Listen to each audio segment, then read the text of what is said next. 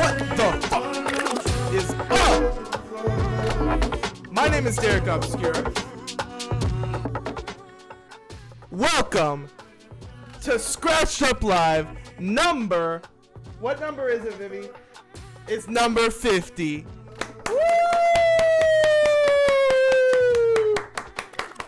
Let's give it up for 50 freaking episodes of Scratched Up Live, people. All freaking right. Here we go. Here we go. Episode number 50. New space. Everything is changed from here on out. Everything is different. Well, not really. Okay? But there have been little updates to this stream template I've been doing for the last year and some change. Okay, I've made some tweaks recently based off a poll that I posted on the YouTube channel page or whatever. I posted a poll asking what kind of content people are most interested in seeing, and based on those results, I have prioritized some certain things on this Scratched Up live stream. All right, including live music reactions. You know, I'm going to be pushing more of the music reactions, more of the music recommendations, just a stronger, tighter focus on hip-hop music itself and less on the, like, court cases and drama. Well, maybe just, like, a more equal mix, because I love researching lawsuits and all the, like, sexual assault cases, you know, hate sexual assault, but I love covering the heinous acts that these musicians and music industry figures commit, and it's harrowing, and it's sad. But we need to know, you know, the people need to stay informed. What are your favorite artists doing? Okay, some of them are naughty people, and we gotta spread the word. Okay, it's just making the public more aware of what artists are like behind closed doors. Okay, it's only right, and that's part of an artist's job, is to you know, make people love them, I guess, or hate them. But musicians tend to want people to love them, right? Because you want people to buy your music. And if you want people to love you, if you want millions of dollars, if you want that fame and success, then you got to pass our fucking moral tests, right? And it's really not even that hard. It's really not even that hard. That's my daughter right there, Vivian Love. She's coming in to say hi. We just moved into a new house. As you can see, I have set up the stream room. This is what we are working with. There's going to be a shelf that goes right there eventually to show off, like, trinkets and maybe some Pokemon stuff. We got a lot of Pokemon cards. Hey, Daddy. Yes, ma'am. Can I spray you? No. Why? Because nothing needs to be cleaned right now. If it's clean? Everything's clean, and we don't need anything else to be cleaned right now. So, with all that being said, today, this afternoon, on Scratched Up Live number 50, we're having a celebration, all right? We're having a bit of a party. We're going to listen to some music. We're going to react to some music. I'm going to recommend some music. And then, of course, we're going to go into the usual. I've got a lot of news that I need to catch everybody up on the stream here. You know, music industry shit that's happening. I'm definitely going to hit all that like usual. But I'm going to give some new music recommendations right at the top of the stream. and then we're going to cover some news shit, all right, that I missed over the last couple of weeks since I've been gone. Sorry about that, by the way. Been moving. And then I'm going to do a live reaction to a classic album. Now, this is a segment that I have been wanting to start for a minute now, and I was going to do it the last stream in Scratch Up Live number 49, but I didn't get to it. But we're starting it today. All right, and the album, the classic album we are reacting to tonight, this is a classic album that I have not heard personally. I have lots of these that I can pick from, so it's going to be a recurring segment. But the first one to kick us off, we're going to listen to and react to Almighty So by Chief Keef. The first one came out in like 2011 or something. No, because I am doing a YouTube stream. Well, you being too young, so I can't hear the piano. I'm sorry. Well, maybe I could put the piano in the other room for you. In my room. You want the piano in your room? In my bathroom. In your bathroom? Yeah. That doesn't make sense. I'll make my piano in the room. Okay, I'll move it in there in a second, okay? Oh. So, reacting to Almighty So, and then from there, I actually have a couple more news stories, rabbit holes, and then we'll close it out from there. So, the difference of this stream is, and continuing forward, stronger focus on music reactions, and then also I've got some more like interview type shit cooking. All right, I promise, guys, it's gonna be good shit. Planning a exciting new segment that hopefully will start next month, and I'll leave it at that, with a special guest, recurring segment with a special guest on stream. Should be cool. But all right, let me move this piano real quick, and then I'll get right back to it, and we'll hop right into these guys, the people on the thumbnail. We got to talk about their albums. Daddy? So 1 second. All right, I'm back.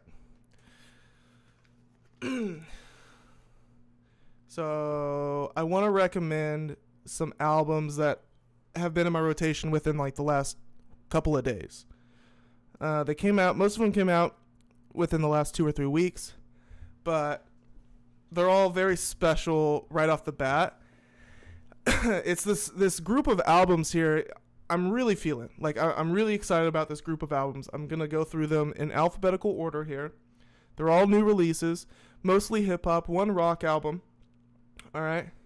But they are all highly recommended, new, up-and-coming, fresh artists, that kind of thing. I mean, one of them, maybe some have been doing this longer than others in this list, for sure. But all kind of up-and-coming on the scene. So, first up, let's see here. We got the new project by Chester Watson. Okay. If you like Earl Sweatshirt, you're gonna dig this. But Chester Watson is kind of like I guess I could describe it as like a psychedelic kind of rapper. He's on that psychedelic vibe.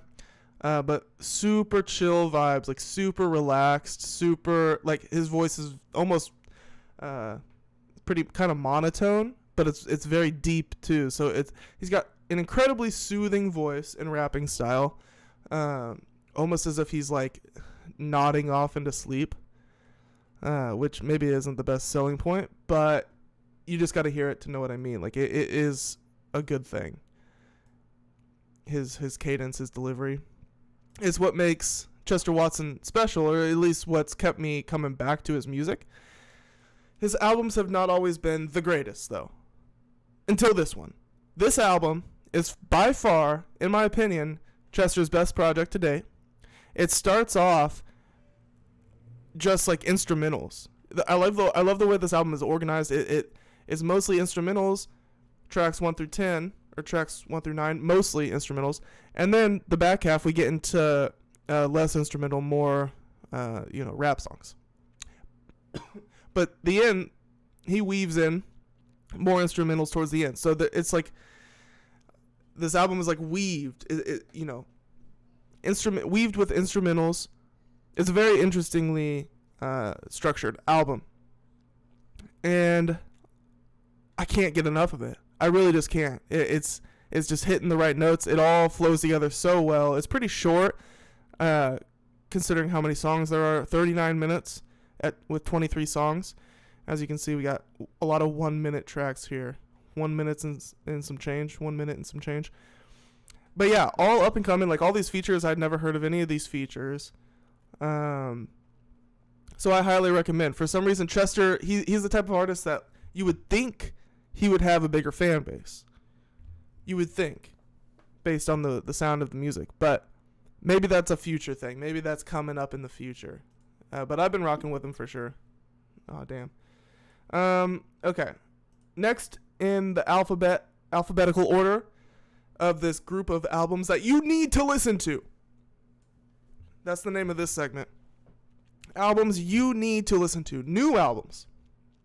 This is the rock cut, alternative rock, by a band called Geese, who I've been listening to since last year. Their album 3D Country, and then the deluxe version called 4D Country. Very nice. But when I was listening to that album last year, I liked it a lot, but I felt like they could do better. That's just my honest, genuine feeling when I was, into that album last year. I was excited. I was like, oh, this is a really promising band. But I think they can do better. There's a lot of good songs on 3D Country, but it's not a blowout. This one here, Getting Killed by Geese, first off, hilarious. Getting Killed by the band Geese. Getting Killed by Geese, hilarious. Like, chef's kiss to that. But this is tight. They trimmed the fat. It's funny. It's irreverent. It's tight. It's a tight album. Give a little taster of this first track here.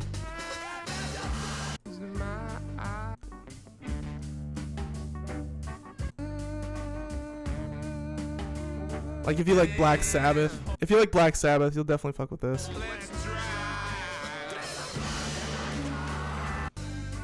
This one's hilarious because he's screaming, "There's a bug in my car!" Very dramatic, very relatable, very funny. If you like Viagra Boys, you probably already are already aware of Geese, but if by the off chance that you are not aware of Geese and you like Viagra Boys, you need to get on to this band. All right? Okay. You need to listen to that album. These are exceptionally good albums that all came out within a couple weeks of each other. All right, the next one, this one called Joint for You by Kai Crew Sade. I don't know how to pronounce it. It's either Kai Crew Sade. I'm thinking it's Kai Crew Sade, but I may be wrong. Kai Crusade. Oh, maybe that's it. Kai Crusade. Okay, I think it's Kai Crusade. Chicago. I'm guessing from Chicago because of all the features on here. You've got the Omi's, Jamila Woods, and Turk Benji. Who else? I thought there was another. Okay, maybe I'm tripping. I figured it was a Chicago artist because I thought there was more Chicago artists on here, but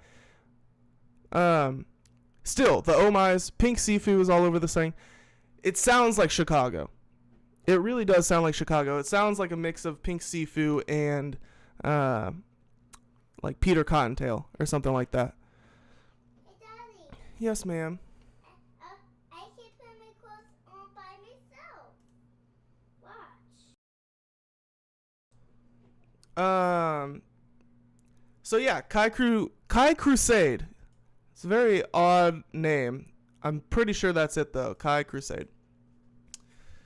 Yeah, this is fucking like jazz rap, Pink Sifu, Chicago, jazz rap. If you mix all of those in a blender, Like he's got the Pink Sifu kind of like wispy flow, breathy kind of flow. Let's see here. Trying to give some more tastes.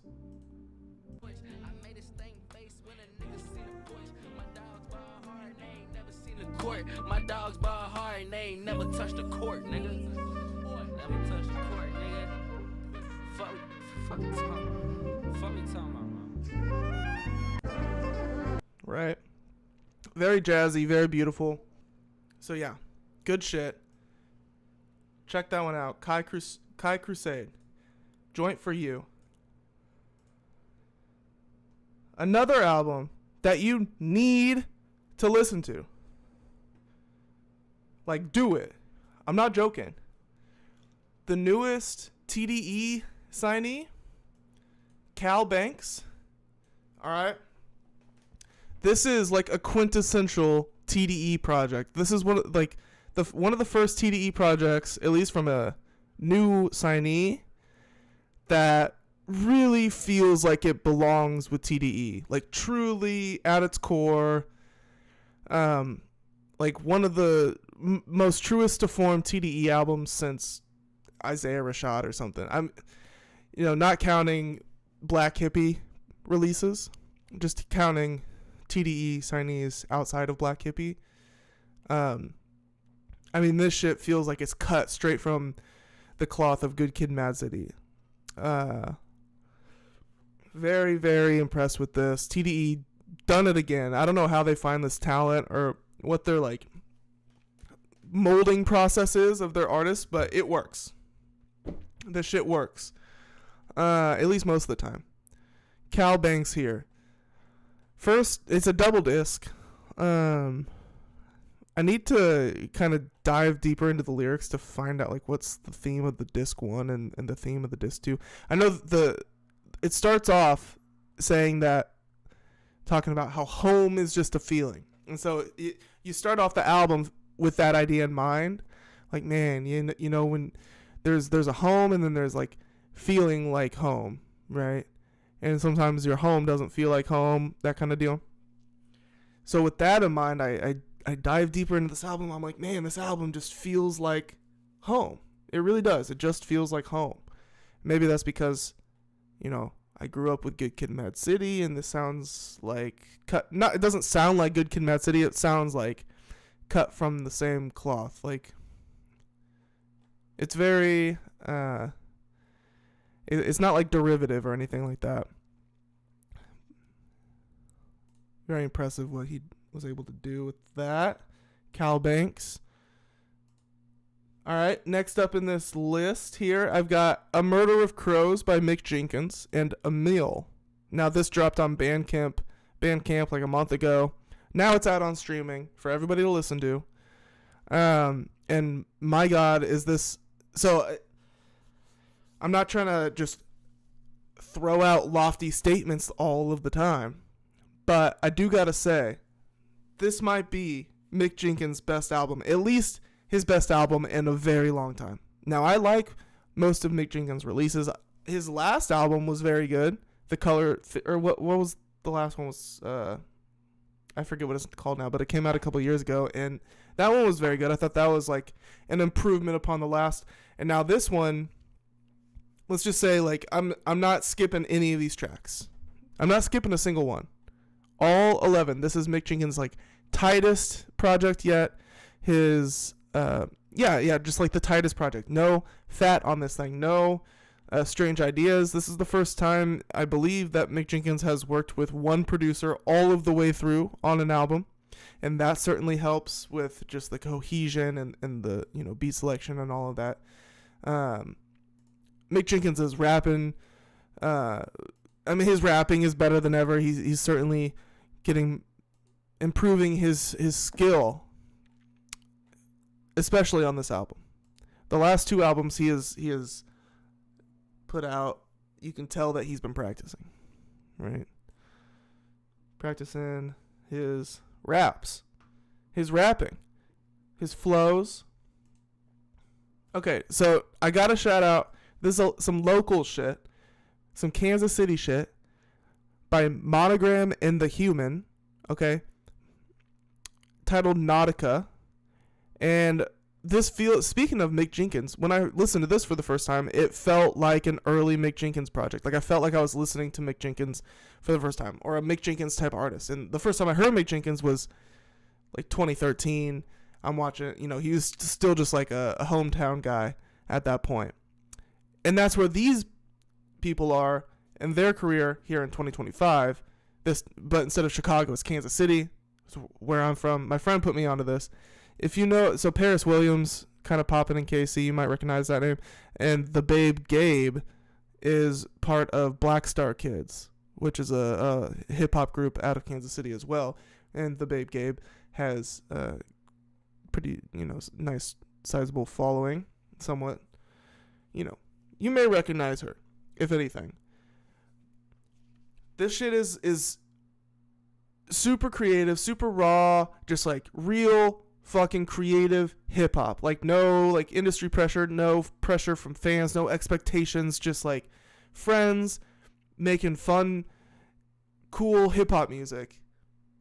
Hometown shit. I highly, highly recommend it. I was shocked how good this was, to be honest.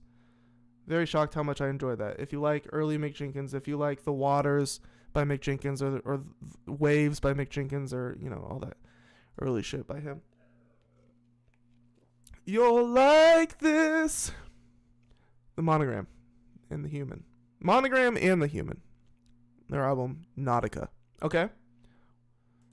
We're rounding out. We got one more here. The last album of this group of albums, and I'll give you a little review after I'm done here, but the last one here, Vic Spencer's Trees Are Undefeated. All right? Vic Spencer's Trees Are Undefeated. This came out September 19th, so almost a month ago.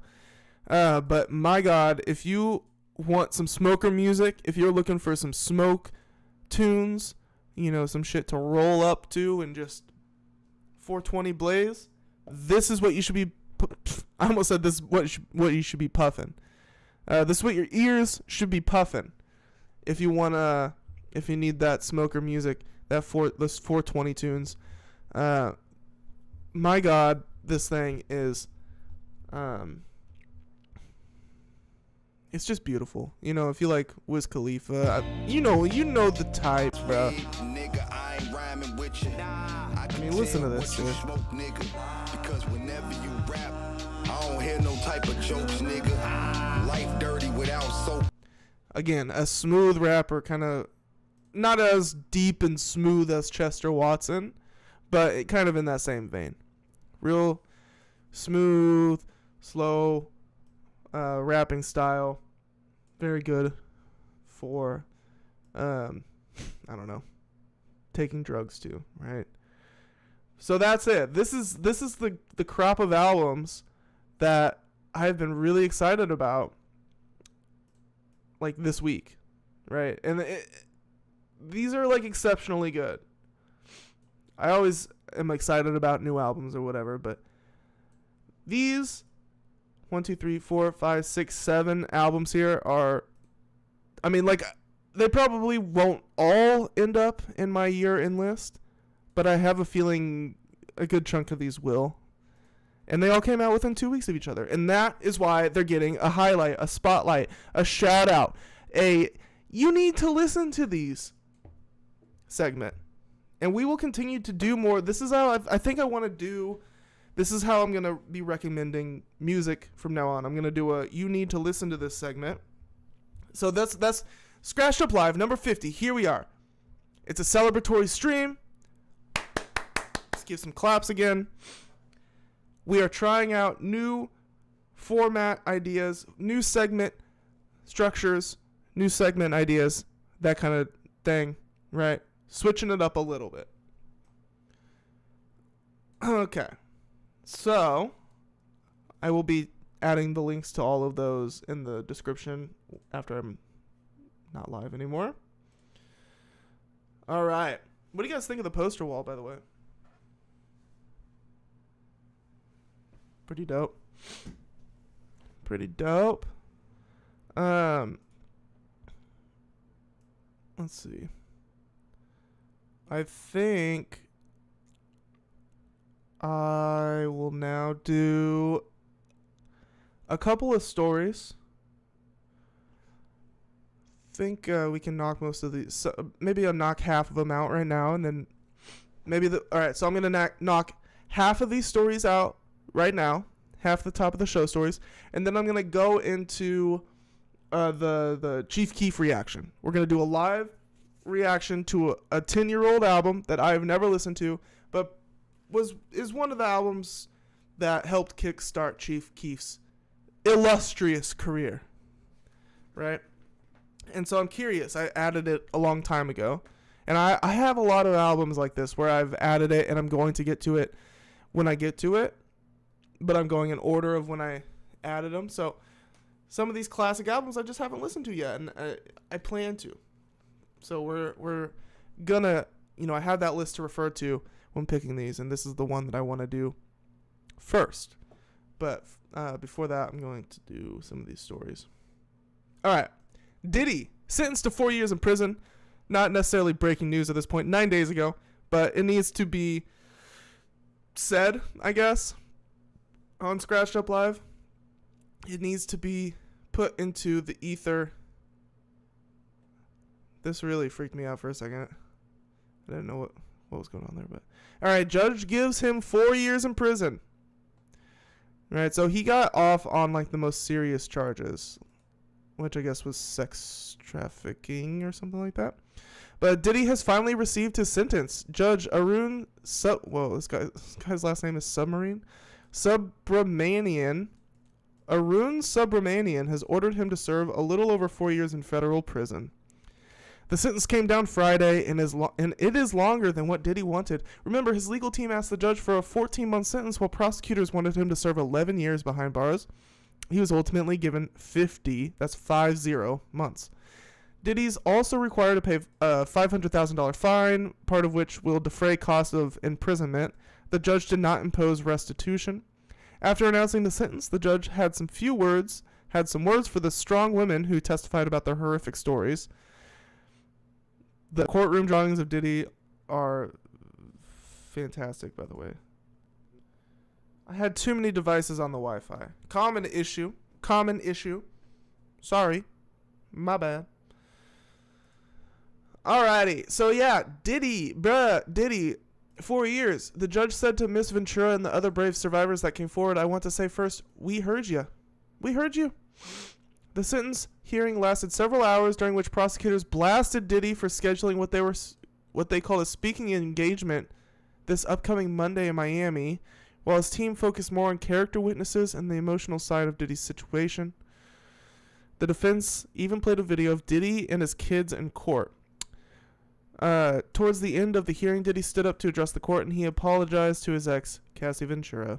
We spoke to Sam Mangel yesterday, a prison consultant who served 20 months at a minimum security facility himself, and he said Diddy's going to be just fine behind bars because MDC Brooklyn is far worse than anywhere else. He'll be sent to serve his time.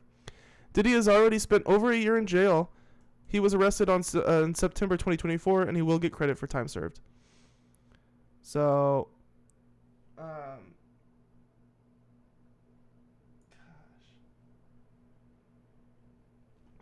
let's see what I'm curious about this. Guess there's an ad. But yeah. In tandem with that, though, a former stylist for Diddy accuses the mogul of sexual abuse and violence in a new lawsuit. Right? Now, technically this news dropped before the prison sentence.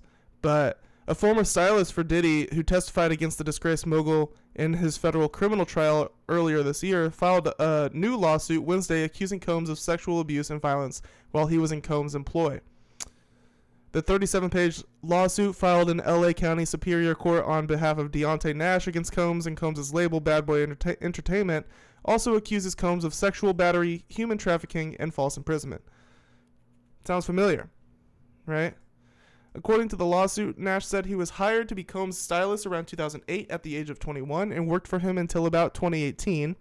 Nash said that during that time period, he also worked as a stylist and creative director for Combs' then-girlfriend, R&B singer Cassandra Ventura, who also accused Combs of sexual abuse in 2023. That's Cassie. Nash personally experienced sexual, physical, mental, and emotional abuse at the hands of defendants during his 10-year employment, including forced tests of loyalty and manipulation, sexual harassment and sexual assaults, physical violence, and manhandling. Yeah. That sounds like that producer. It sounds like the story of that one producer that kind of kicked all of this off originally. The lawsuit alleges that Nash was sexually assaulted by Combs on multiple occasions. Nash said the alleged abuse prompted him to resign in 2018, but Combs continued to threaten Mr. Nash after his employment ended. CBS News has reached out to Combs' attorneys for comment on the lawsuit. In one incident that Nash claims occurred in 2013 or 2014, Combs discovered that Nash and Ventura had gone out to dinner in LA without Combs' permission. The following day, the lawsuit states Combs threw Nash onto the car and violently strangled him. On another occasion in 2014, Combs and his security team allegedly entered Nash's home without permission, during which they confiscated Mr. Nash's keys and phone while they forcibly searched the house for Ventura. Okay, I'm more interested in like the sexual battery and stuff. After enduring years of abuse, I finally found the courage during the criminal trial, and I am now ready to take action, Nash said in a statement. Sean Combs has never taken accountability for the years of harm he inflicted on me and so many others. In July, following a lengthy trial, the 55-year-old Combs was found guilty of 2 counts of prostitution-related charges, but acquitted on more serious charges of racketeering, conspiracy, and sex trafficking. And then he was, later that week, sentenced to 4 years.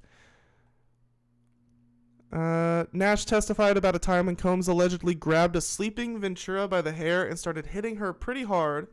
Nash said Ventura's head hit a bed frame and started bleeding, and Combs then told her, Nash and the assistant, "Look what y'all made me do." God, he's evil. Nash testified he dialed 911 but was told to hang up. He said he feared retaliation but did tell some of Combs' employees about the alleged abuse and told jurors Combs got physical with him a few times. During the trial, Combs' attorneys denied the sexual abuse allegations brought by Ventura against her client and argued that while evidence showed Combs may have lived a party lifestyle, they claimed he did not engage in racketeering, conspiracy, or sex trafficking. Nash's lawsuit seeks both compensatory and punitive damages and demands a trial. So, that's just more pile of shit on top of the Diddy pile of shit. Hey, that's too loud. Yeah, I can tell that's too loud. Is that better? Here. That's okay. I wanted to watch this video. I think I missed it, but I can replay it. Okay, that sounds like a good idea. Well, I guess that's all I need to know about that. I don't need to watch these TMZ videos.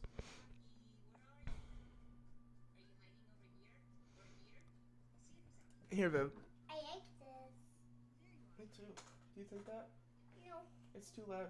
Next to the mic. Huh? Nothing, Viv. It's too loud? Uh-huh. No, it's not. It's fine. Hey. What? Love you. I was checking that. Alright. Next story. Let's hit another story. First time streaming on my new Wi-Fi here. It's not as good as I thought it was going to be. But it's fine, I guess. Just, I don't know. It was good. It was really good at the start. And then it got choppy there. And now we're smooth sailing again. So, fuck it. I don't know. But look at this. Meek Mill put out a call for AI graphic designers, offering payment for somebody to do an AI graphic design. Paid. Tweeted publicly, shamelessly, Meek Mill asking for AI designers. Just, boomer behavior. Very boomer. Meek Mill, he definitely does he definitely gives off boomer vibes with like the things that he does publicly. Kind of a goofball. Definitely a goofball. Getting his fingers into goofball-like things, including AI designs. And The Alchemist takes it upon himself to clown on Meek Mill for this, even though The Alchemist released an AI album cover earlier this year himself. So, AI user fights AI user is what Below the Hip Hop says. So, yeah. It's the battle of the AIs. That was a quick one. Absol addresses his on-the-radar freestyle on Kai Cenat's Mafiathon after a rough outing. So, I'm excited for this one because I'm not aware of what exactly has been going on with this Absol botched freestyle on the radar freestyle. Okay? I've just seen this headline, and so I want to know more. I want to hear the freestyle. And since then, Absol has been releasing more freestyles.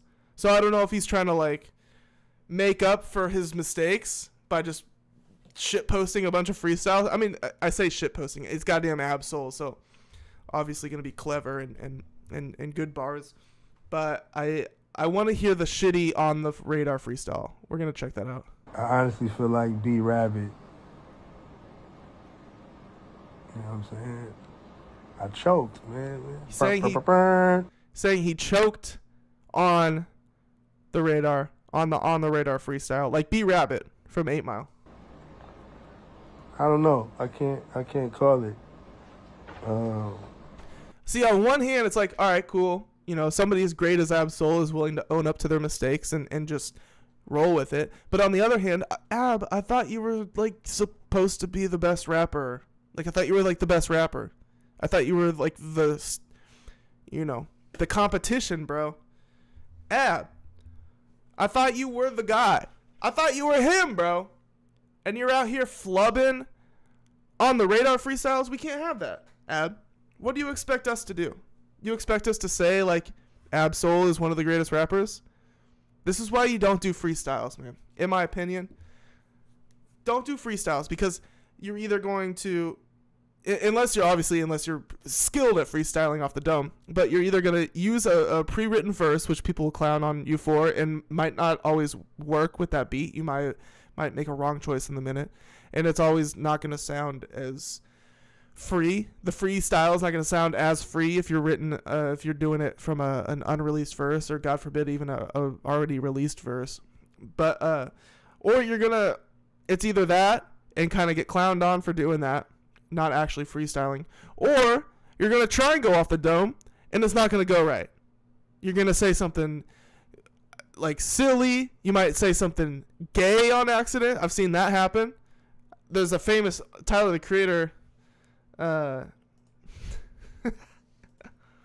This is on purpose, obviously, but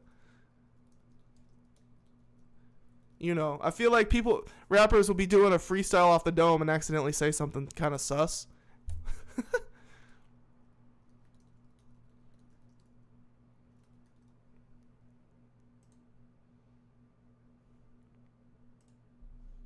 It's not a freestyle. We're going to play a beat and some bars. 8 minutes. He's gonna possibly rhyme if he feels like rhyme. Is that a good way to put it? Yeah. Such a goofy ass motherfucker. He's like a puppy. He is, right? And I fucking fell for it. I fucking fell for it. Okay. Oh, so now you don't even. Now you ready? Yeah, I'm giving y'all 9 bars. Y'all just got a 3-hour interview. I'm cute as shit. We just let the world know you are a geek, goop, nerd, fuck. Goop. He said goop. What? Goop. Goop? Oh my. Damn, I can't even play. He said goop. All right, ready? Okay. This is so bad, man. The internet sucks ass. Okay. DJ Juanito's on the set. We're going to throw this on and get a feel. Let's do it. Ooh. Cute as shit. We just let the world know you are a geek, goop, nerd, fuck. Goop. Goop. You're a goop nerd. Oh my God. Fuck. Goop. All right, ready? Fuck this, dude. Oh my God, I can't believe it. That's so frustrating. First and foremost, the most important thing is I want to definitely congratulate, Kai, Gabe, you know what I'm saying, the whole team, AMP, On the Radar, 1 million subscribers. That's incredible. I honestly feel like B-Rabbit. Happens to the best of us. I've never bombed in such a way. I'm struggling with it. That happens to the best of us, right? That's yeah. And I'm. That's tough, guys. I've never bombed in such a way. I'm struggling with it, and Is there a first time for everything? I guess there is. yeah. I've never,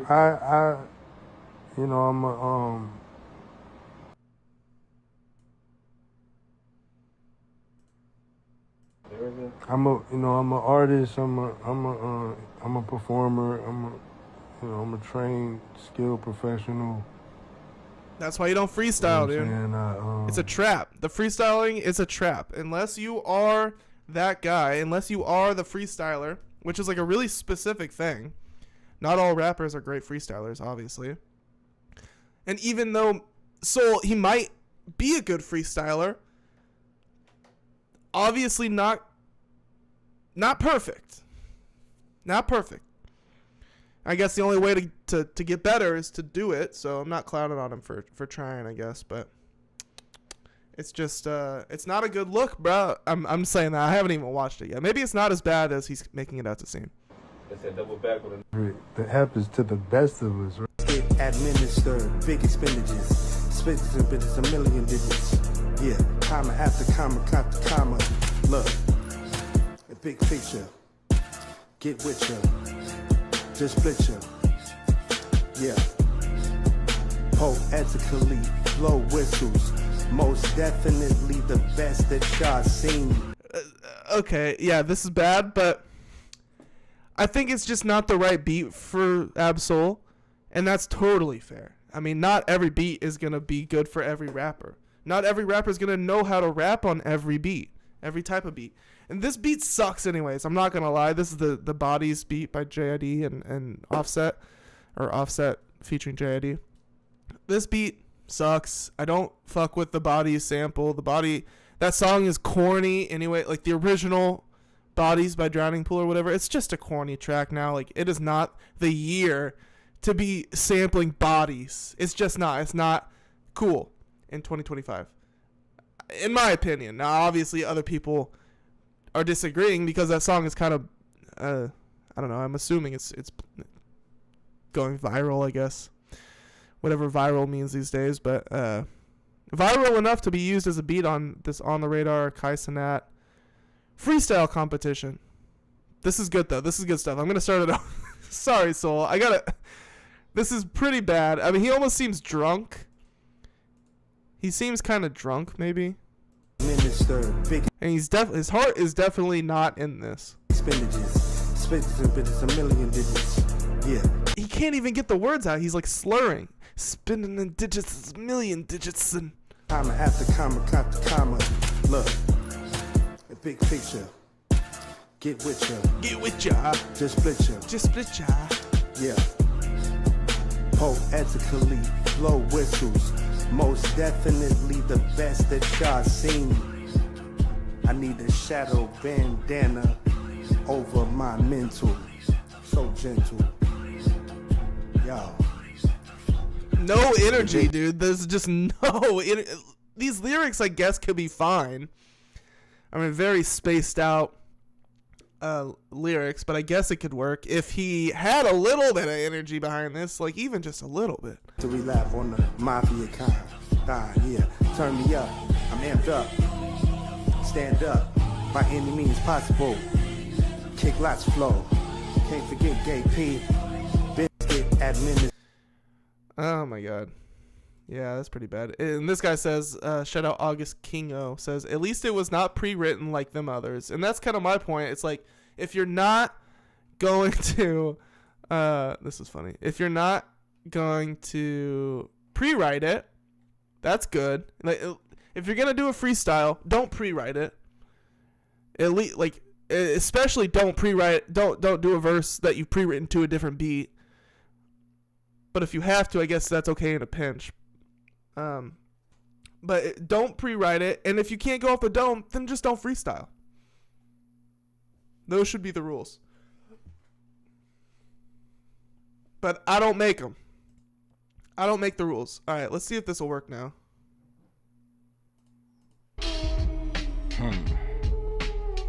Okay, I'm freestyle. I said, free rock him. I might fly to Sweden to free him. Braid my wig, ASAP tat on my ribs. Switch with him, then I can fuck all the sweet men that I want. Yo, what?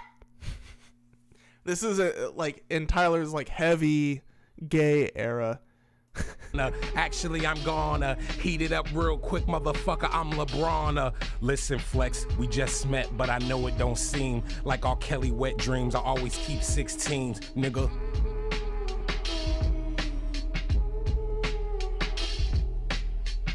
Me and Flex looking in the index for buff net niggas just for some hot butt sex.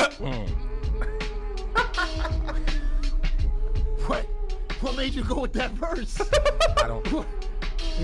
What made you with that verse? I got a little cousin. When I die, he'll probably take my estate. I always tell him being self and always strive. Dude, Tyler's energy in this dude, I wish Tyler would go back to this energy. He's too serious nowadays. He's a little too like on the nose these days. I love this energy of Tyler, where he's just like in his own world. He's like, what? Why are you? What's going on? Why are you acting weird, Funk? What's up? You see yourself?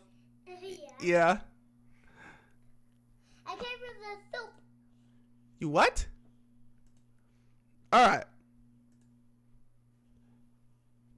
Where's Jimmy? She's out there somewhere. Can you close the door? Why? So it's closed. Thank you. Show it away? You don't have to do it all the way. I'm going to. Okay. All right. So this was unfortunate, right? So, well, I mean, at first it was very fortunate. Mac Miller's estate releases 3 new songs.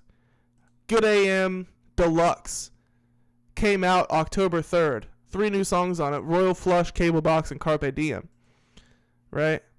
Think it's a game to me? Homie, after the show, it's nothing. It's nothing. It don't mean nothing. What did I do? I'm on 5, please. Really good show. Yeah, for sure. We're still out here grinding. Think it's a game to me? Homie, after the show, it's nothing. Such a cool guy. Rest in peace. All I did for 2.5 years, everyone's like, where you been? Where you been? Where you been? It was just me in this room with the door closed making music. You know, then I learned how to do is go outside. What I just wanted to come back with something that was like confident. And that's the headspace I wanted to get into before I came back. All I did for The Room, man. He died in that room. It's so fucking sad, man. It's your first with a major label. Yeah. Tell me how that came about. Larry King. Mac Miller, Larry King, dude. 2 kings gone too soon, man. Larry King gone too soon, bro. He should have been alive. He should have hit 100 for sure. I think it was just time. I mean, this is the first time I've had a... I remember this era like it was yesterday, man. Like fall of 2015. Oh wait, no. Fall of 2014. Mac Miller was like signed his first major record label. Deal. And then about a year later or something like that, Good AM comes out as his record label debut, right?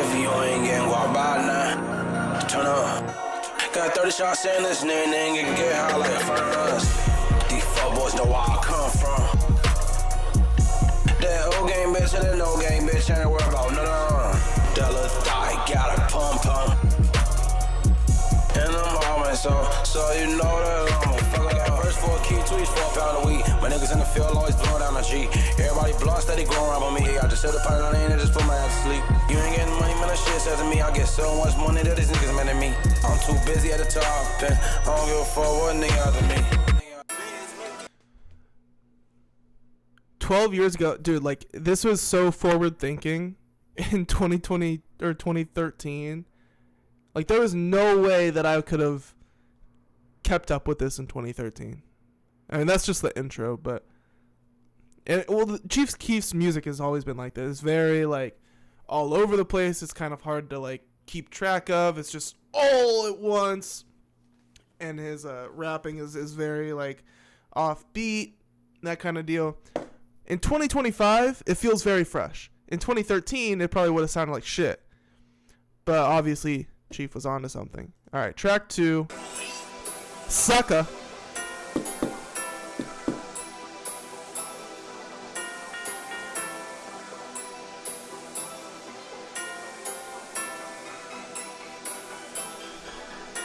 The classic early 2010s riser effect in the background. There was just something so I don't know. The word that comes to mind is corny, but that's not 100% accurate. But there's something kind of corny about early 2010s trap, like the Rick Ross, early 2010s Rick Ross, Chief Keef, specifically the beats. Now people were working with the technology at the time and the loops that were available at the time and all that. So, and it was a lot. You know, people, especially hip hop artists, only had a certain amount of things to work with. Even back in 2013. Like the sounds that a lot of hip hop, like trap specifically, early trap, the sounds that these producers were using were so shit, man. But that's part of the vibe. That's part of the aesthetic. So it all ended up working out, right? See that? Hold on, son.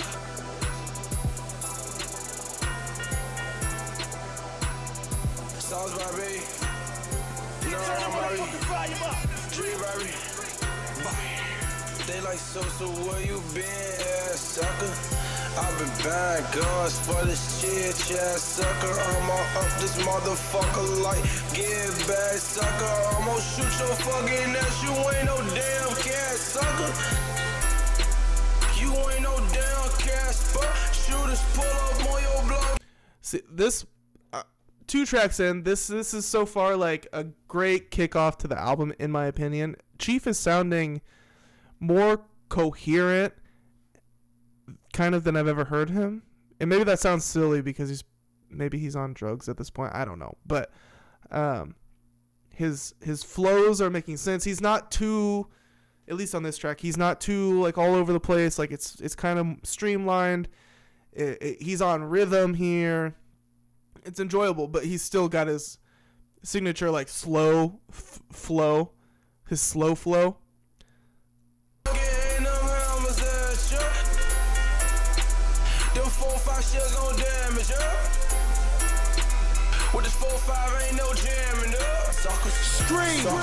The thing with Chief Keef is nobody was rapping like this when he dropped. Like, he invented this shit through the face of everybody calling him ass. Like, somehow people called him trash, but he rose to fame at the same time because it wasn't trash. That's the thing. It was never trash. You know I was going like a sucker, motherfucker. In the blood, nigga down, I named no woman. She gon' hold my weight, got so much money on me. Like fuck 'em. Niggas talk that shit about T-Sosa. Fuck em. Got a 50 on me, it's so big I can't even talk em. That nigga run up on me, I'm so thirsty to bust em. Like Buckle. That motherfucker is a mother sucker. See, they got 22 shots, but he from 600. You ain't getting guap, stop Instagramming that little money. Sucker. Got an AK with a knife on it. Sucker. You a brick, we put your life on it. Sucker. Got an AK with a knife on it. Sucker. You a brick, we put your life on it. Sucker. They like, so where you been, sucker? I've been buying guns for this shit, yeah, sucker. This shit is fucking hard, bro. Like, ah, man. I've been sleeping on this. This part right here at the turn at like 2 minutes and some change here. This shit, holy cannoli. Put your life on it, sucker. They like, so where you been, sucker? I've been buying guns for this shit, yeah, sucker. I'ma up this motherfucker like, get back, sucker. I'ma shoot your fucking ass, you ain't no damn cat, sucker. You ain't no damn cat, spot. Shooters pull up on your block and ain't them hammers at ya. Them 4-5 shells gon' damage, yeah. With this 4-5 ain't no jamming up. Sucker. The police grab the black. Right. So that was fun. That's fun. This is, and then we get into the feature here. C-Day. That's what we know nothing. Y'all ain't shooting guns, man. Stop it, cuz. Don't make me send that 22 shot Glock at ya. See they way you been, that sucker. I've been up. That was that was rough. That little part there. You know, that's the thing. Like, I appreciate that about the early 2010s trap. They didn't give a fuck.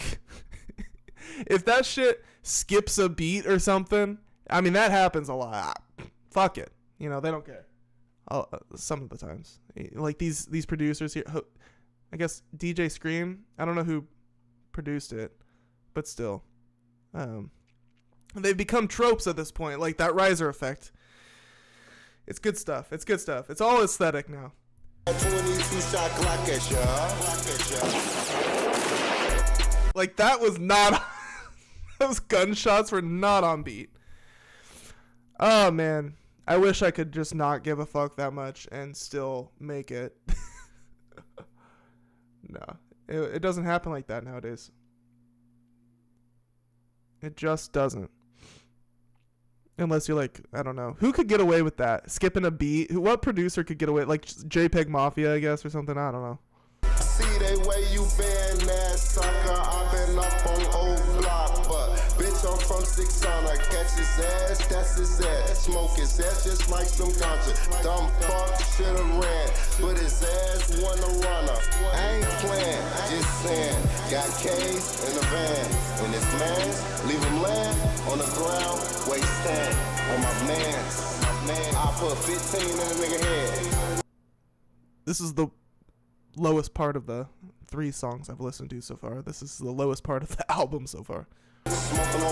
But coming right after one of the highest points, so I don't know. Chief Keef is his own beast. That's what Chief Keef brought the Chicago scene, this Chicago trap scene, to a wider audience.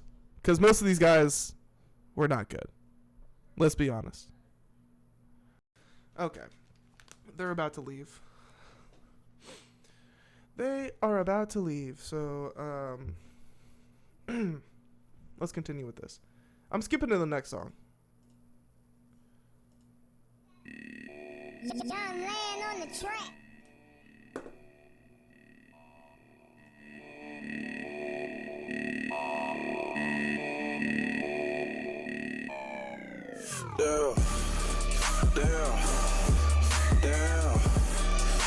I've actually heard this song.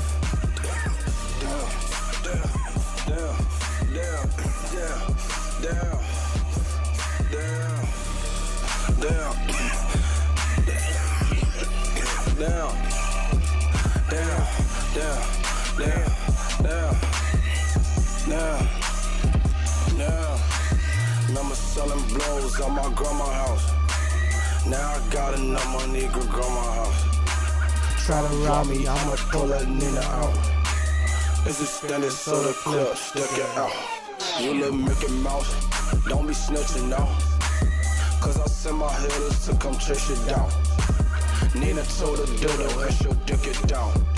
He say with the clout, put him in the clouds. This is totally a Playboy Cardi type of line here. Can I get back up to it? Nina told a dildo and she'll dick it down. Like, what? That's totally like a Young Thug bar, or a Playboy Cardi bar, but 10 years earlier than everybody else, right? He's on his ape shit. Nina told a dildo and she'll dick it down. He say with the clout, put him in the clouds. I'm thirsty, shoe finger itching now. Let me cut your nigga, then this nigga down. I was told 50, now pimping now. I need to bust some missiles now. And go ape shit, go ape shit. Don't make us put them guns in rotation. Nina let me down and oh baby. We pulling out them choppers like the Haitians. Like the 80s, I'm going crazy.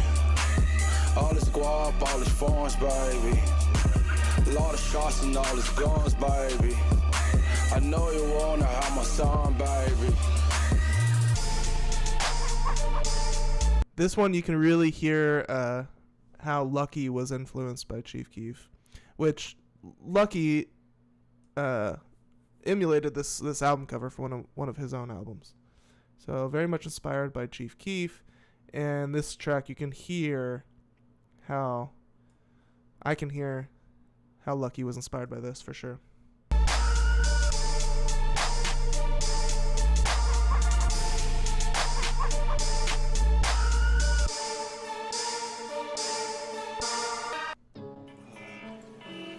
Hunchos, next track, no features.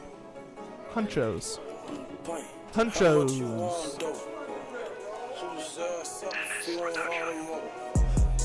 How much you got?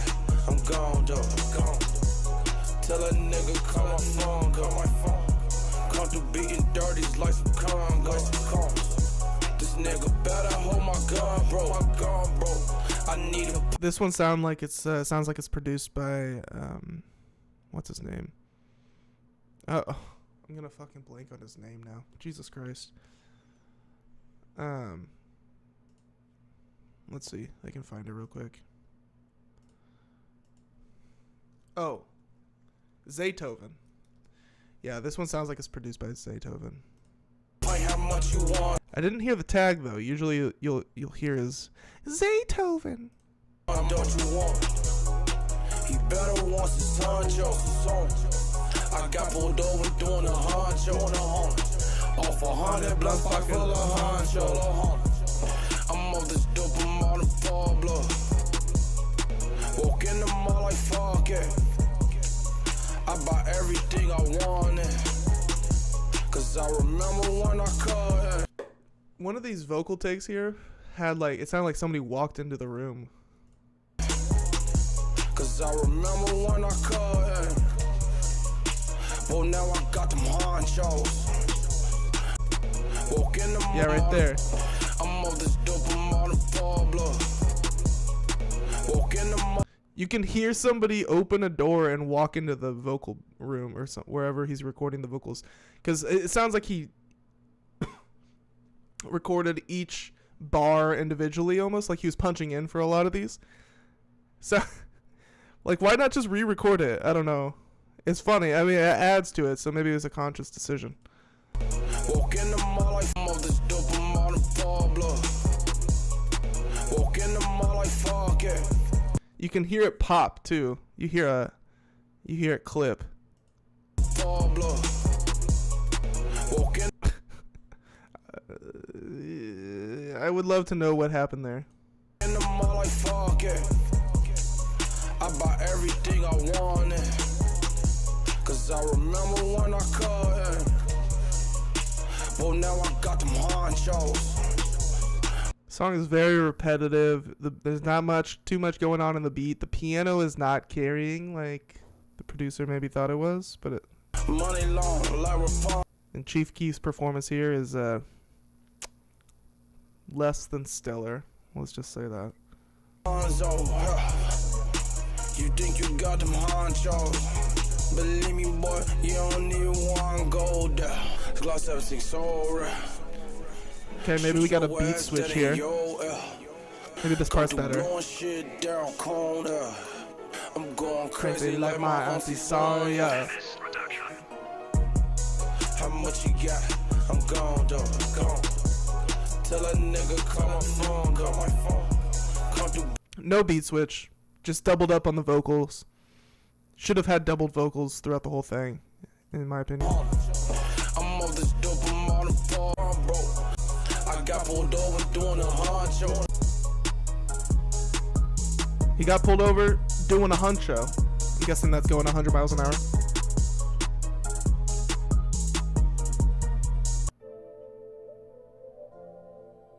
In love with the guap.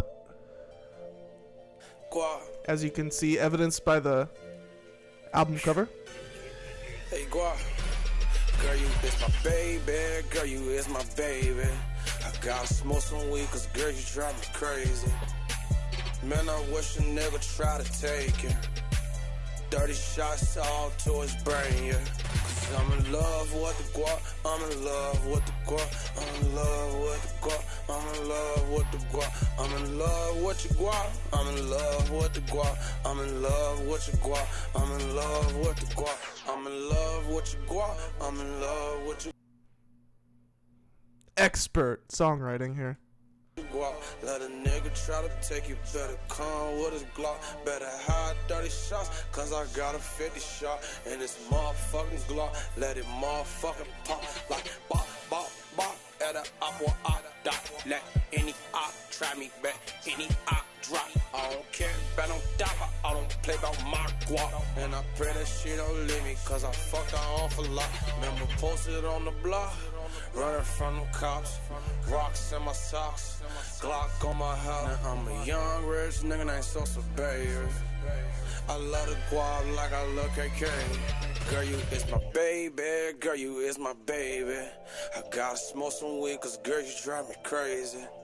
Yeah, this song's very boring. Man, I'm in love. Next track. I'm in love with the guap. Young Rambos. Produced by Abe Beats. Coming at ya.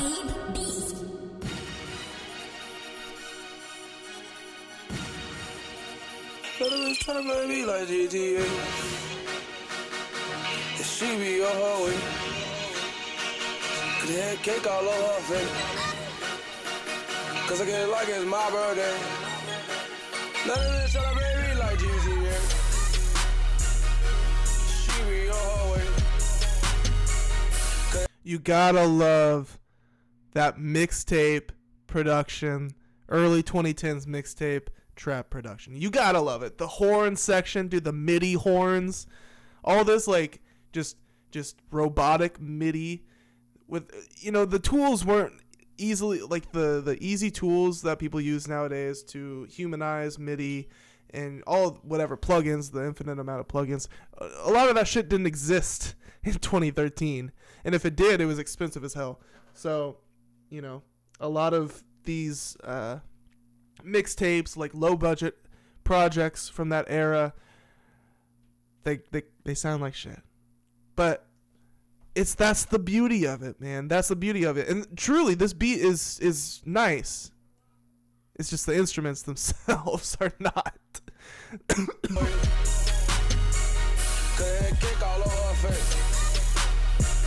Cause I get it like it's my birthday. Let nigga try to play me like he won't walk. And he gon' be your dumb boy. And he gon' be my young boy. Coming through like young run boy. Let nigga try to play me like GTA. She can be your hoe. Cause that kick all over her face. God, the beat drops and the dropouts and stuff, they're just not in the like ideal places. And that's not any hate to the producer. I think it's more just like the times that this was produced in. It's very funny. Time capsule. But this is still respected hip hop for sure. It's my birthday. Little nigga tryna play me like he won't walk. He gon' be your dumb boy. I love how the mixtape era just like gave people the freedom to just be creative. Not having to worry about album sales, not having to worry about is the mixing 100% correct. Just record raps, put it out. That's how people like Chief Keef built their fan bases, A Chief Keef wouldn't happen in a pre-internet era. Would never happen in a pre-internet era. And he gon' be my young boy. Coming through like young run boy. What made this? Trauma Next tone. track. Trauma tone. Trauma tone.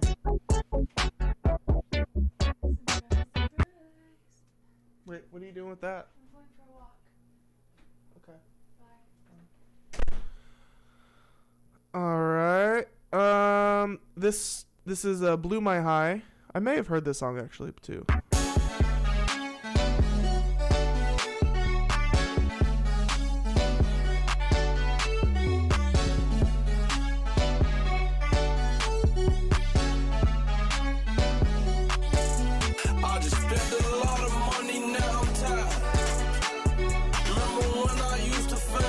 No EQ. That's another thing. No EQ on this shit. Not at least like not any good EQ that's doing what it needs to do.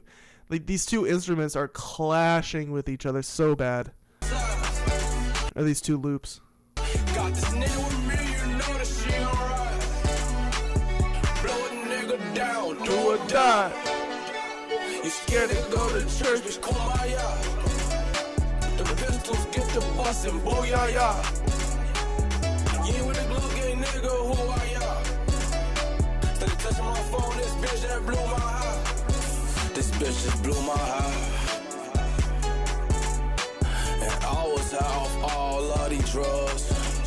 I walk in, I'm all about all of these stars. Nigga came out too bad, he thought he was. I was off the dope. And I was high off all of these lanes. Let nigga trap me. I got my Glock for day. He got 30 shots and I don't make him scream. He mean. Hey, Sauce. Why you so hot? I gotta get high to balance my load. This is an interesting song. I like this. It's yeah, I mean, very outside of the box. Obviously drug influenced. But yeah, Chief Keef at this time, totally on his own wave. It's cool. I'm moving too fast, I gotta go phone. And this is like a Playboy Cardi shit. Especially that line was like totally Playboy Cardi coded. Balance my load. I'm moving too fast, I gotta go phone. Spend lots of cash when we used to be broke. So, why can I go? Cause I'ma shoot when I see my opponent. Shoot late ass nights and early ass mornings. But hold up, I gotta roll me a donks. I just spent a lot of money, now I'm tired. Remember when I used to fantasize? Got this nigga with me, you know that she alright. Blow a nigga down, do or die. You scared nigga go to church, bitch, kumbaya. See, this one's got a tune to it. There's a tune to this one. This is one of the better tracks on this project so far. The pistols get the bus and booyah. You ain't looking, nigga, who are y'all? Started touching my phone, this bitch that blew my high. Blew my high.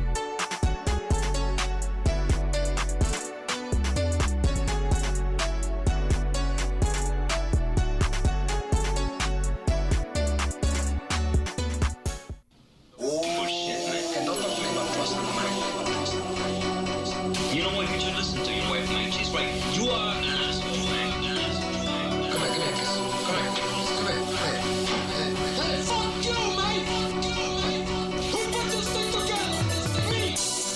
got a bitch, she is from Italy.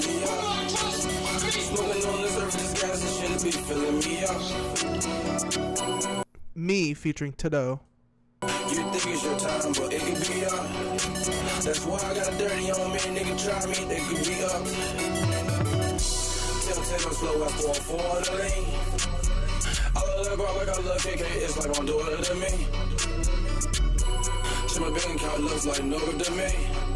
It's got this weird like phaser effect on the vocals. I'm not a big fan of that. Say you getting guap, nigga, show to me, or try me. That yeah, dude.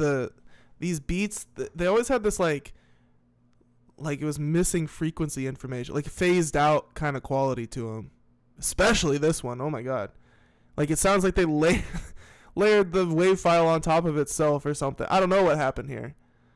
Or maybe they probably just put the master track on, put a phaser on the master track for some reason. I don't know. These weird production decisions that are made by people that are not really great audio engineers. Like, they're not audio engineers. The producers working as audio engineers, and they're just kind of throwing shit together, which that's how everybody starts, I guess. But it's remarkable because of how this music got Chief Keef so famous.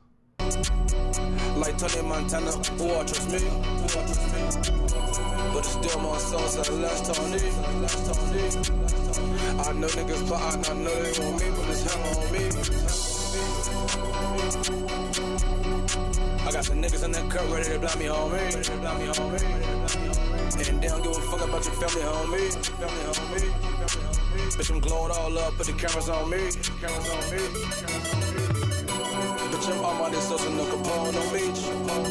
I glow niggas up, get on guns, and they gon' be blowing for me.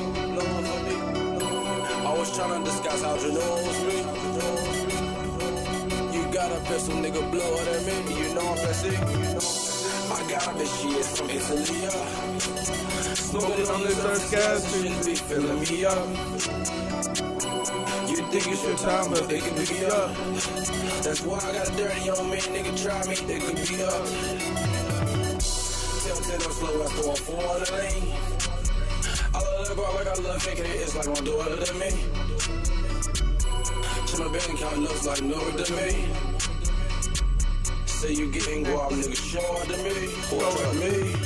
I'm walking and driving, I'm checking the bag, I'm shaking the D, I'm selling the half, I'm selling the mass, they selling for me. You running my trap, looking for the stash, I'm shooting for free. Aim at you. So shout out Tato. Never heard of Tato, so call me ignorant.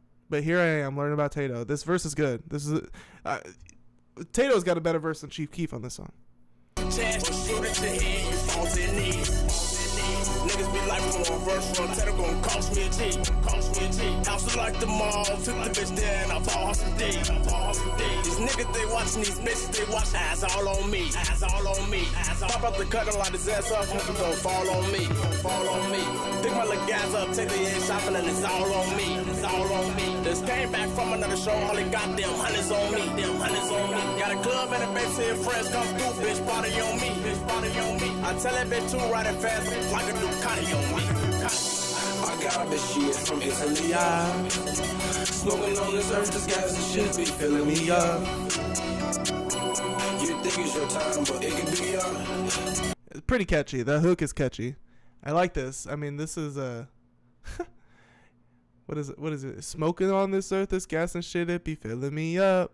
I mean, that's pretty smooth there. Smoking on this earth, this gas and shit, it be filling me up. Tell I'm slow after I'm for the lane. I love that girl like I love KK, it's like I'm doing it to me.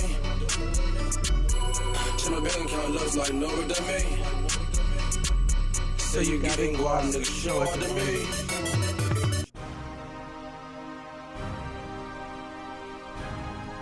It is pretty incredible how Chief Keef like pretty much inspired an entire generation, the current generation of like rage and trap that is popular now. The like slurred flows, rapping off beat, that kind of thing. you know, rhyming, bending of words and shit. It's all kind of traced back, at least somewhat, to Chief Keef in projects like this. It's truly incredible. It's something that I was not a fan of at the time. I was well aware of him. Could have been a fan. It was not for me. I didn't see it. Okay, I didn't see it. Now I see it. Right. Of myself. I mean, niggas know how I rock. Bow down, bitch. My name King, so's not. I mean King Keef, ain't Chief Keef no more. They want that old self. For what though? That's a crazy low down dirty cutthroat. I'm smoking earth, let me show you how my heart go. Got my 9 on me, bitch, Rondo. I brought the bank out, Wells Fargo. You ain't getting money, boy, that nacho. Bought a pint of lean, I'ma sip it by myself. Sneak this and find yourself. The 808s in this song are nice. It's just those horns, dude. Those MIDI horns are atrocious, and it's not just this. I mean, these things were all over the place in this time period. These MIDI horns, I guess, what are they, like trumpets or something? I don't know. They're not great. I didn't like them at the time either. They sound fake as hell. But the 808s in this nice. The 808 work here is real nice. Self by yourself. Remember on the block, posted by myself. That bitch told me to control myself. I told her go find yourself. See, they got 22 shots, he coming out by himself. But no, you got flying people with him, so nigga go hide yourself. You ain't getting money, your little line self. Get a $100,000 check and spend it. There's fucking clips all over this thing, dude. Audio clips everywhere on every track. By myself. But that's the mixtape vibe. No EQ, no fades, just raw. Bitch, don't miss the jet, I'll get in it by myself. And if I wanna fuck, I'ma hit it by myself. That bitch want a picture by herself, by herself. I just drunk a pint of lean by myself, by myself. You ain't squad, bitch, I'll leave you by yourself, by yourself. And go and get this money by myself, by myself. I got some niggas that's some hitters by themselves. Don't care if you with them niggas or if you by yourself. T-Roy got a gun that's bigger than him. And he gon' blow that bitch up by himself. He don't miss, he gon' leave the right one left. Can't find a bitch you say you see the right one well. I got a glow, I know that people like to stare. Baby, you gotta glow up one day, you might as well. You want that hot shit? Tato. Pull up on your block, let that Glock spit. I wonder what Tato's at now. Jocks in my hand, you want that op shit? Broad day. I know things didn't end up very bright for a lot of these O-Block guys. Out the car with the mob sticks. How you run into your bra like, shit? I'ma hit up by myself, you are not shit. 10-17 glow gang, these hoes on our dick. I'ma hit up by myself, you are not shit. 10-17 glow gang, these hoes on our dick. That bitch want a picture by herself, by herself. I just drunk a pint of lean by myself, by myself. You ain't squad, bitch, I'll leave you. This may be one of the better tracks. I mean, the hook is repetitive, like probably the weakest point on the song, but Tato's verse was good. I like Chief's verse too. You by yourself. And the beat's nice. By yourself, and go and get this money by myself, yeah.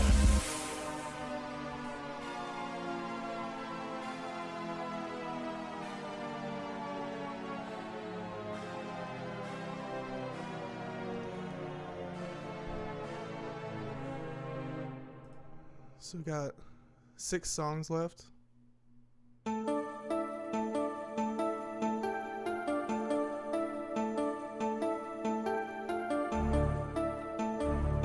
Damn, look, it's so strong. That shit nice. Nice. Bitch be like, I just got a new bitch. Nice. Bitch Farbo be nice. Nah. You blowing up. That's extra long as hell. Nice.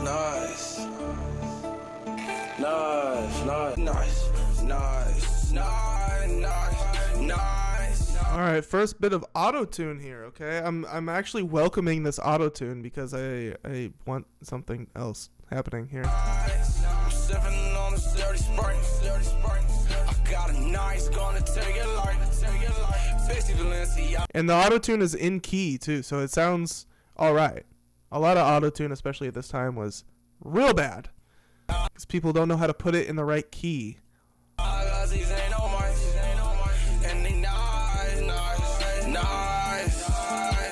paid 300 twice. I'm 300 and 300 twice. And growing up was nothing nice. So I told pies. Fuck with me, I'll shoot you twice. And it ain't gonna be nothing nice. We left his ass, it wasn't right. Say my cup too dirty, I'm gon' die. And it ain't gonna be nothing nice. I'm going out with my pipe. Having a showdown with the Sprite. Nice. I just got a new bitch, she nice. Shorty got a bull till it's nice. Baby, you never seen this much nice shit in your life. Bitch, everything that I buy nice. I'm always glowing like a light. You can call me anything but nice. I just got a new crib, it's nice. All right, I'm putting a pause in this. Need to get a drink real quick, and then we will continue. Let me know how you feel in the chat. Do you like this album? Have you heard it before? I guess it's a mixtape, not an album. But do you like it? Are you a fan of Chief Keef? Do you think he's ass? What classic album would you like me to review next? It's got to be something that's more of like a mixtape vibe, something that won't get me super claimed. But ring off in the chat. Oh shit, I typed in the wrong thing again.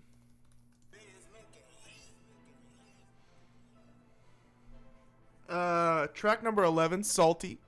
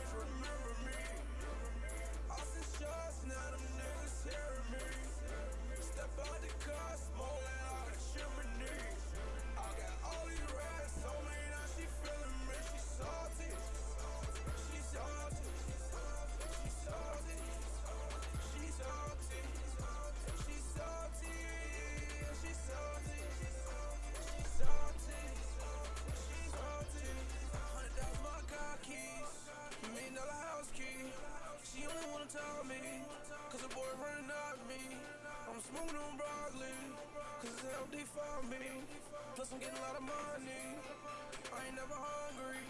Guns like Black Ops 3. If a nigga try to rob me, he gon' be salty. Guns spray like ocean. Hoes get a nigga off me. Make me feel like park with me. All eyes on me. Hoes mouth dry when I ride past. My truck cost a lamb. See this ice on my wrist and there when the lights go off like damn. All I saw him hard, trying to slam, jumping, I blown the ram. Coffee so damn hard, I put 3 grams in the blunt and I broke it down. You know what I mean?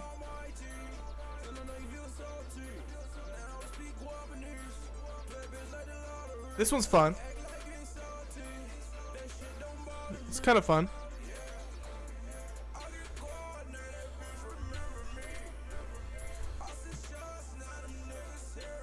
I'm not crazy about the auto-tune on this one, though. I mean, I think it needs something there. I just don't know if it's the right, like, type of auto-tune. I don't know. Maybe it should be... I feel like the auto-tune should go up instead of down. I don't know. Something could have been produced better here. Oh, thank you. Huh? Okay, let's finish this.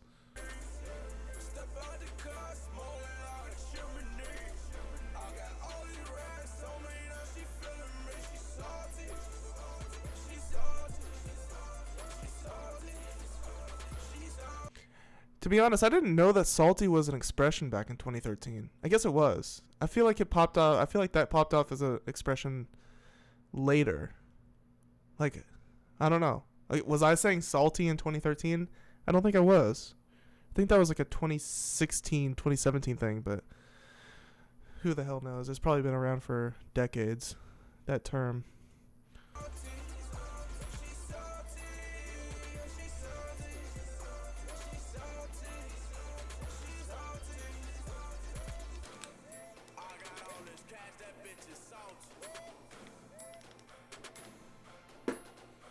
All right. Going into track 12, I think it is. Yep. Woulda Coulda by Chief Keef. Woulda Coulda. Almighty So. Live reaction.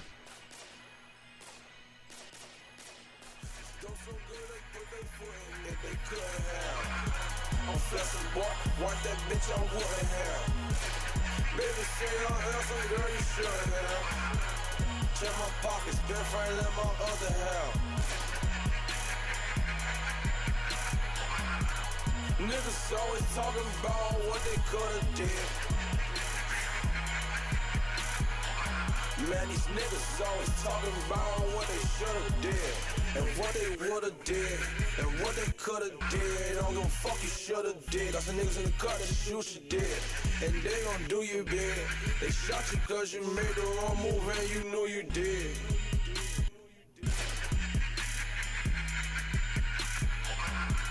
Niggas say they smoking loud, they smoke stupid mid.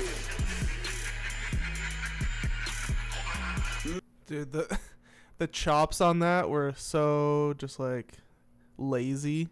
You know you did. They shot you cause you made the wrong move and you know you did. Dude, that comes back in so offbeat. Made the wrong move and you know you did.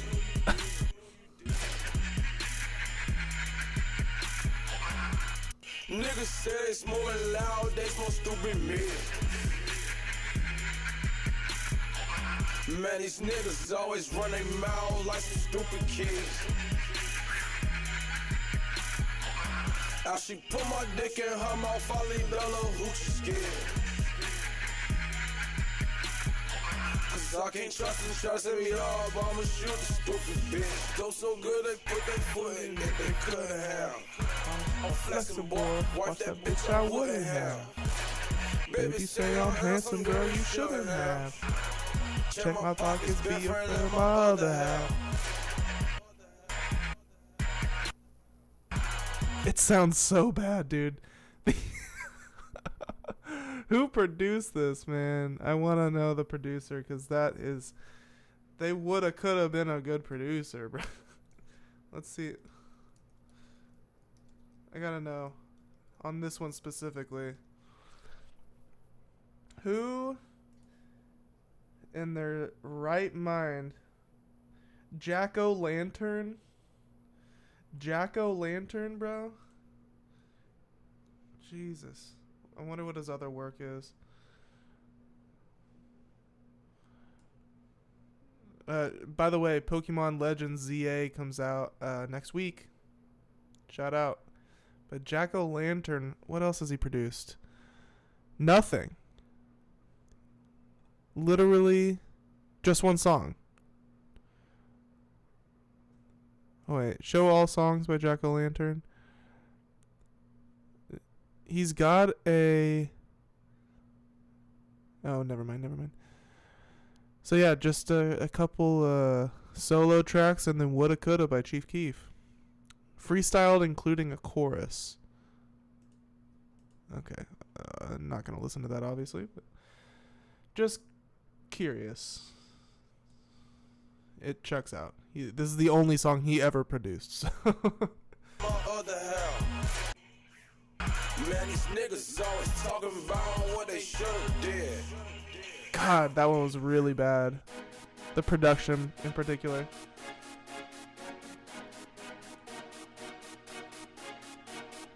I saw.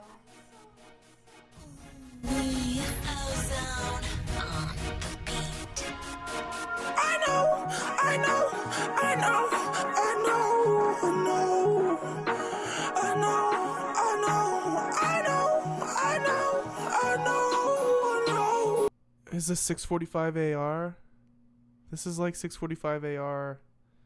Like pre 645 AR.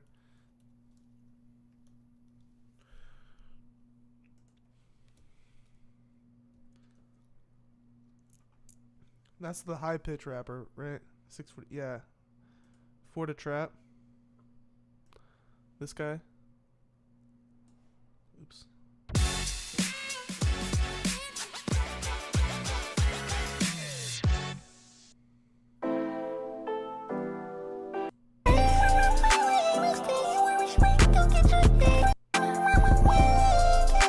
So was 645 AR inspired by Chief Keef?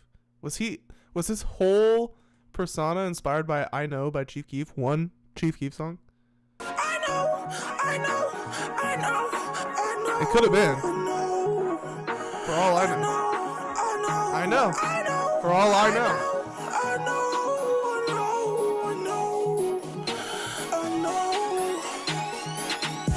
Niggas looking for me, I'm so smart, still for me, you nigga look for your heart. There's so much noise in this beat, but nothing is like popping out. Like it's all so flat and hollow. And there's so much going on in it. It's just so compact and just like noise. Like so much is happening, but nothing is happening at the same exact time.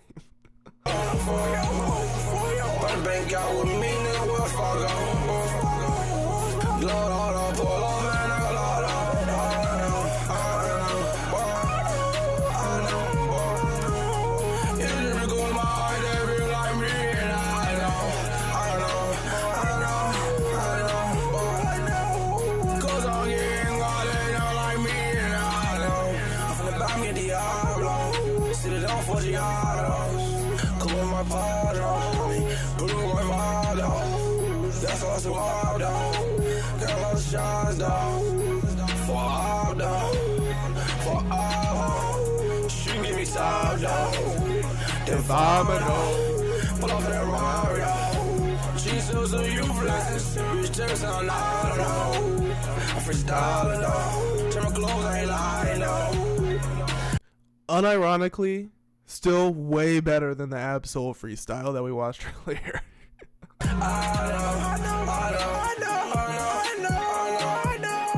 Those ad-lib, those background vocals are atrocious. I mean, it doesn't even need to be said, really. It is atrocious. There's no other way to cut it. These background auto-tune vocals are high-pitched. Background vocals are atrocious. I know. 100,000 friends, the only fucking cheese that I know. His business wanna hit the top, it's far with me and my glow. Niggas looking for me, I'm so smart on those. Still love for me, you nigga look for your home. Run bank out with me, nigga, what for go? Blow all up, pull off, and I got all of it.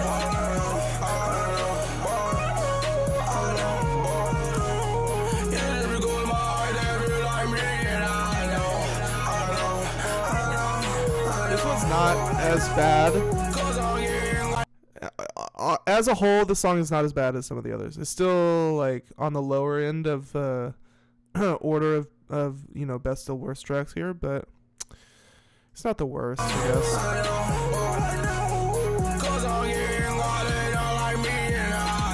It's kind of catchy. Baby, What's Wrong With You? No features on this one. I saw. She like I left my weed at home. Now we're cooking with the beat.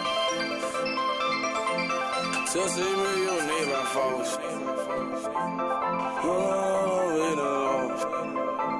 clip.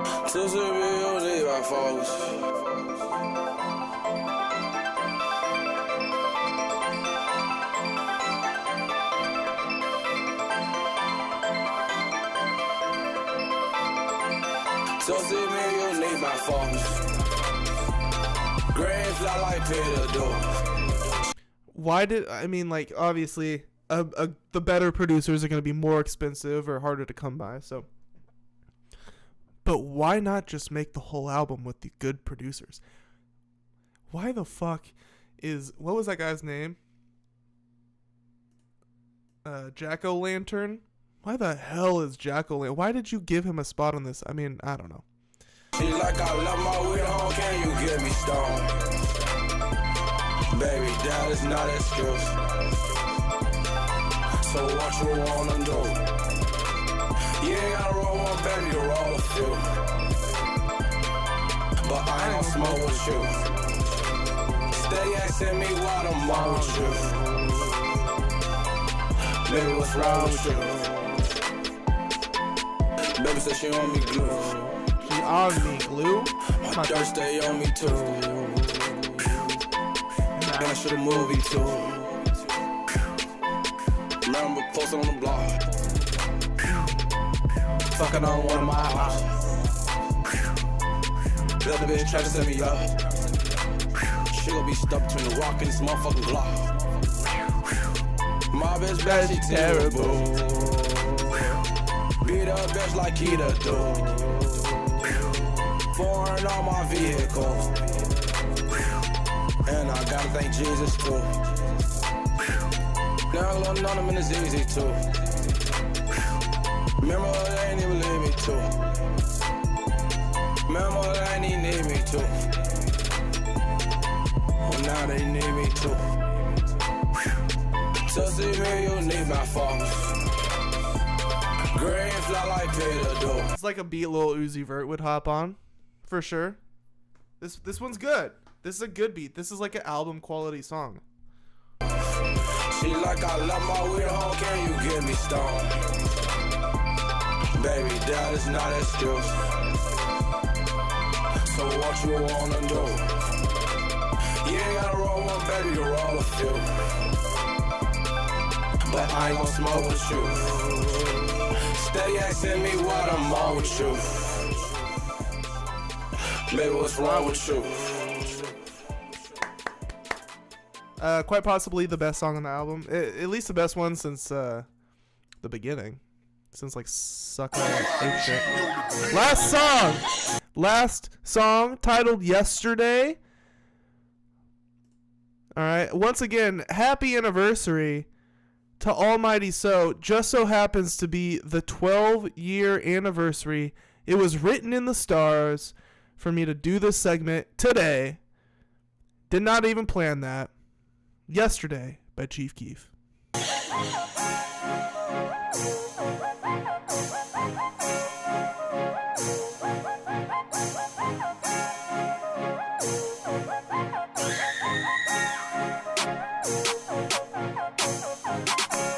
Lord, I know God is gonna bite.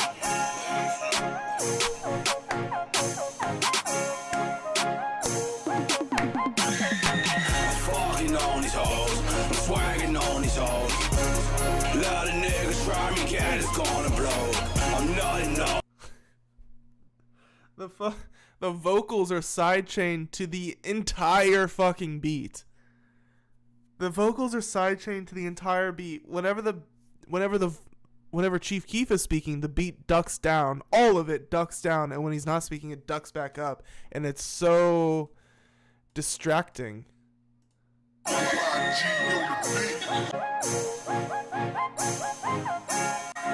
Lord, I know God is gonna bite.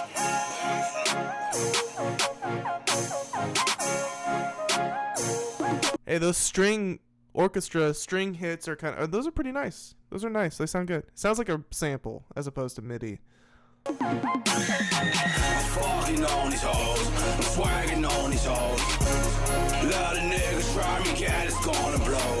I'm nutting on these hoes, splashing on these hoes. Pull off in that Rari, dragging on these hoes. You gotta know me though. I don't know. The vocal performance is just is just cheesy. I don't know. I don't like this like fake angry voice. It's kind of dumb.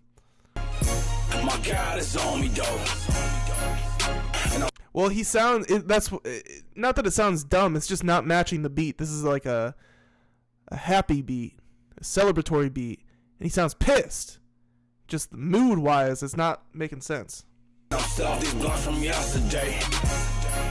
Shoot nigga ass for the day and yesterday. Bitch wanna fuck me, let's see what my schedule say. Shit, them thoughts, yeah, I met her yesterday. Got a pound of dope and it's smelling great. I bought that yesterday. That shit been gonna smoke that yesterday.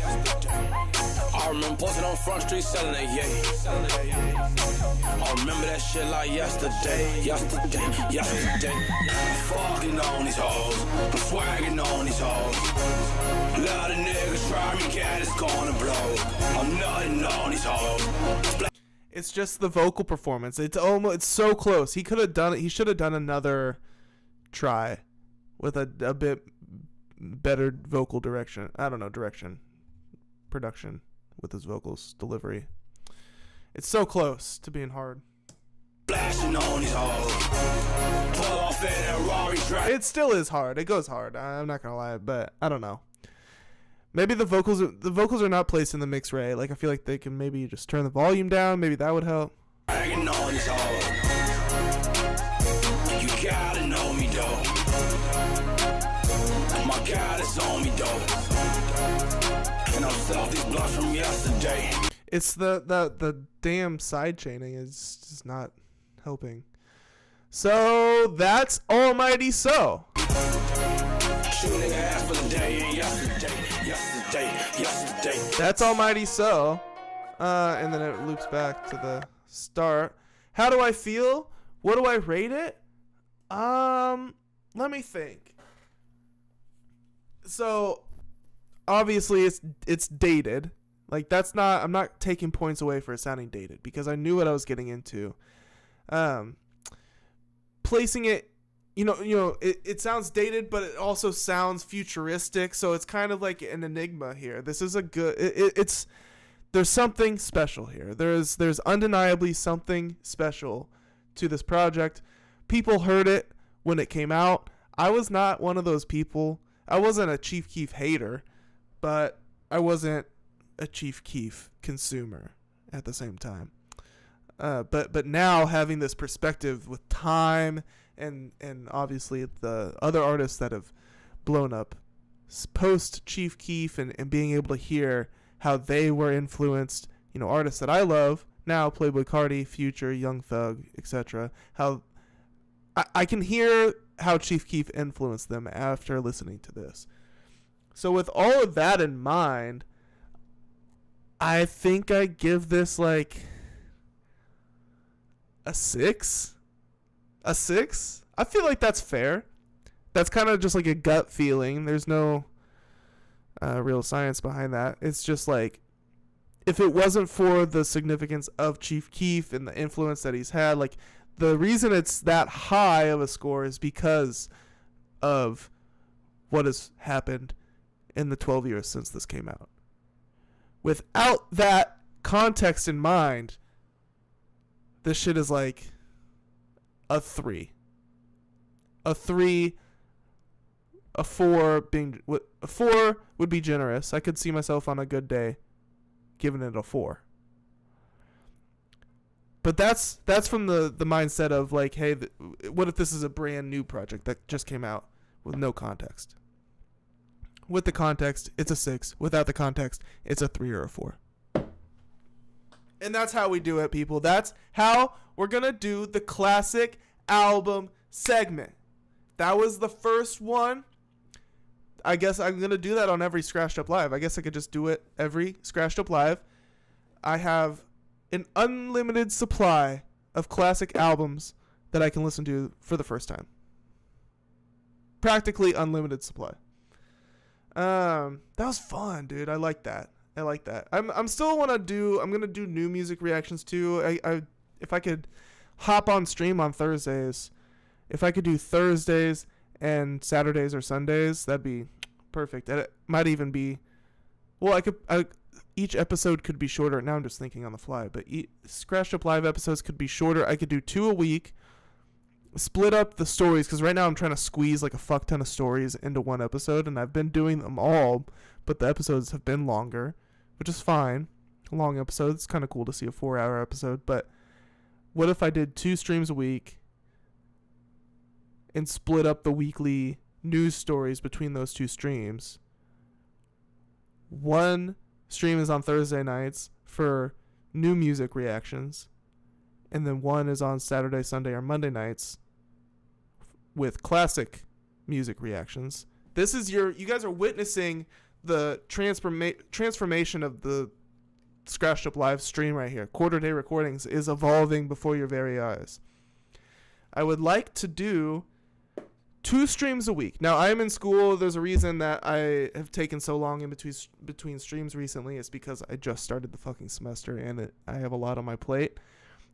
Also, this move set things back a little bit. But if I can get myself on a regular streaming schedule of Thursday nights and then one other day in the week, Monday, or like it'll either be Sundays or Mondays, I think, or Saturdays, Sundays, or Mondays, plus Thursdays. Thursdays are focused on new music reactions and whatever news is already out that week, and then the stream later in the week is classic music reaction and news that happened in the last half of the week. That's it. So, like I said, Scratched Up Live number 50. We are expanding. I'm meeting the demands of the people. I want to keep this entertaining. I want to keep it fresh. And it's just me. You know, it's a lot. Making every thumbnail, making every edit, making the whole list of things to talk about, coming up with ideas solo. I like it, but it's a lot of work. So I need to keep it fresh. I need to stay excited about it, which is why I've been kind of putting more time between streams, otherwise, so I don't burn out, pretty much. All right. Anyways, that's enough yapping from ya boy. I've got... Where did my damn... Did I exit out of that? It's fine.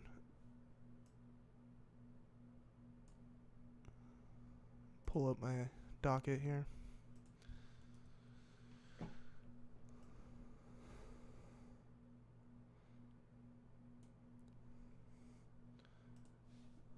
So we did all that. This is where I was.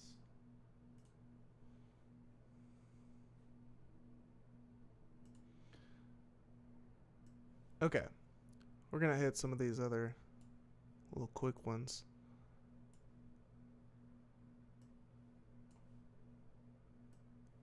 This was posted 6 days ago. So we're getting into the more recent shit here. Logic the Rapper. This is on r/cringe TikToks. Logic the Rapper stops his show and calls out a fan for texting his girlfriend. Not texting Logic's girlfriend, which would actually maybe make more sense than what actually happened. But this fan was sending a text to his girlfriend at a concert. You know, who knows what the text says? Who cares? Logic thinks it's a good idea. Logic the Rapper, specifically, thinks it's a good idea to stop mid-song to make the rest of the audience hate this guy for no reason. Just watch. It's just as bad as it sounds. It's actually worse than it sounds. Watch this. It's high school, he's cool, he's not. Hold on, pause it. Hold up. Motherfucker, are you? He paused the fucking Forget About Dre freestyle. How are you going to pause that dope-ass beat to do some whack shit like this? It's high school, he's cool, he's not. Hold on, pause it. Hold up. Motherfucker, are you on your phone texting as I am giving my all? Get this motherfucker on. Get this motherfucker right. Don't boo. He says, get this motherfucker out of here. Not only did he call him out, he's kicking him out of the show. Like, how fragile could your ego be? We know Logic has a fragile ego. We know. He publicly told us. He, for whatever reason, thought it was a cool idea to make himself look like a cyber obsessed, egotistical, insecure mess on whatever the album was, Confessions of a Dangerous Mind. And here it is playing out after he had supposedly shed this insecure image that he had come to build for himself. He seemed to have mostly shed it this decade, you know, dropping pretty good music, kind of recovering his image. You know, since 2020 really. But here he is being a goober. Don't boo him. Don't boo him. Okay, how are you gonna call him out in front of your most diehard fans? Say, get him out of here, and then not expect the audience to boo him. Like, obviously they're gonna side with you, and then like turn on this guy, and you just turn a mob of people onto this innocent person who probably had to send a text, you know, for whatever reason. I don't care what the reason was. Everybody has a right to send a text, right? It would be crazy if he's standing there the entire concert.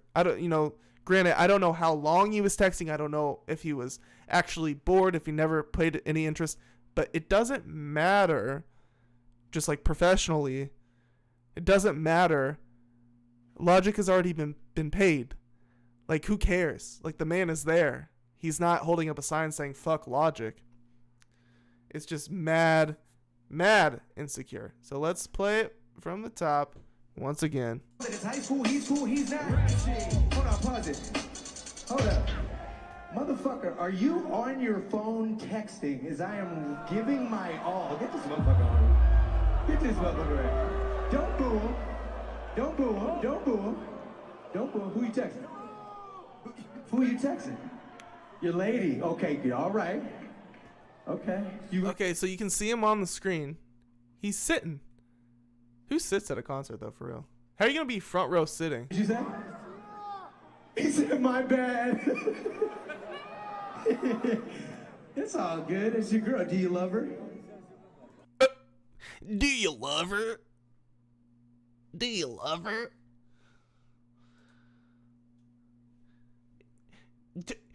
He said, my bad. Do you love her? You know what I mean? It's all good. It's your girl. Do you love her? Oh, okay. He loves her. All right. I feel that. Okay. What's your name? Daniel? You think you could do me a favor and pay attention in the fucking front seat and not be on your phone for a second? All right. Let's try this one more time. Let's show you how hard it is to do what I'm doing. Let's. Oh my God, dude. What an ass. How insecure. Let me show you how hard it is to do what I'm doing. Oh my God. Oh my God. That's like 9 degrees of hell. The 9th layer of hell of ego. This is the 9th layer of hell of ego. Pay attention in the fucking front seat and not be on your phone for a second. Your favorite. Dude, Logic. Oh, it's so not funny. Pay attention in the fucking front seat and not be on your phone for a second. All right, let's try this one more time. Let's show you how hard it is to do what I'm doing. Let's do it. Here we go. Yeah. We're just gonna go right to these raps. Dude, Logic just made the vibe so weird. The rest of the audience is like, wait a second, this is actually like kind of fucked up. Oh my God. Yeah. We're just gonna go right to these raps. Here we go. How insecure, man. It's actually like top tier levels of insecurity. Girlfriend, you didn't text me all night. I bet you were with some bitch. Him, no babe, I swear, Logic stopped the show and told me I couldn't be on my phone. Yeah, dude, like what a weird Logic, bruh. Probably drunk reactionary DJ ego bullshit. Then he remembered everything is out online and you can't just be a fucking dick to a guy who texted his maybe pregnant girlfriend. Okay, that's assuming a lot. Oh, we bought these tickets 0.5 seconds after they went on sale, but my wife is 5 months pregnant and I didn't. What? Okay, I don't know. People are inferring a lot there, but yeah, I just thought that was kind of crazy. I don't know. What do you think? Ring off in the comments. A little crazy, right? Okay, here's some good shit. We love to see this. Timbaland getting shit from his peers once again for using AI to make music. And not only just using it, but starting his own generative AI platform, or partnering with them at least, and like becoming like their brand ambassador, and just like promoting it heavy and using it and advocating for it. So here is rapper Jid sitting with Joey Badass, and together they weigh in on rappers using AI. So let's take a listen. Oh wait, let's take a listen. Using AI and ChatGPT. Can you do it? Timbaland, you can't do it. Timbaland, you stop using AI right now. Nah, I don't, bruh. I don't be in nigga business like that. So I don't, like. Would you use ChatGPT? Come on, bro. We out the mud with this, bro. No, it's not even close. Even the album cover, both of us did, were hand drawn. Because if you think about like hip hop and its true essence, bro. Right. Art and music and dance and all of that is a part of culture. I love this, dude. This is good shit. This is why AI will never win. It will not win, because at least in hip hop, people have mad respect for cooking the shit, like you said, from the dirt. Miss some stuff, but that actual aspect of artists, graffiti. Oh yeah. That's hip hop, bro. Yeah. Like, so with the cover, even just crafting from the hand. Yeah, you know bro. What I'm saying? Like, that is literally the God-given element of it. You know 100%. So your cover was drawn, painted by artists. Same as mine. Shout out, yeah. My dog's name Luciano. It was beautiful, great name. Messing it up right now, but it's just that expression. I feel like that cover, you could kind of feel what you about to get into. It remind me of some 70s funkadelic Parliament type. You know what I'm saying? And yeah, I don't know. I just think that's the best part of it. But also, it's different ways to skin a cat. That's a crazy statement. Skin a cat is crazy. But it's dude, Jid is awesome, bro. This guy's awesome. Different ways to get to where you trying to get to. And I can't really knock nobody on how they trying to like execute their ideas. Just not for you. It's not for me. What is it? There's some smart dudes in there, man. This is, bro. These guys are hip hop. It's a shame how little Joey's album sold. You know, him getting all this like flack or whatever. I mean, especially from the West Coast beef and whatever. People clowning on Joey for his album sales. That's bullshit. It's bullshit, if you ask me. Joey is true as hip hop gets, and so is Jid. And these are wise words from Jid. Thoughts on rappers using AI and ChatGPT? Can you do it? Timbaland, you can't do it. Timbaland, you stop using AI right now. Nah, I don't, bruh. I don't be in nigga business like that. So that's funny, dude. The Timbaland call out. That's funny shit. You stop doing that right now, bro. You stop doing it. Stop it. Timbaland, bro. Timbo. We're watching, dude. Suno getting sued by top music attorney. Better watch out, dude. All right.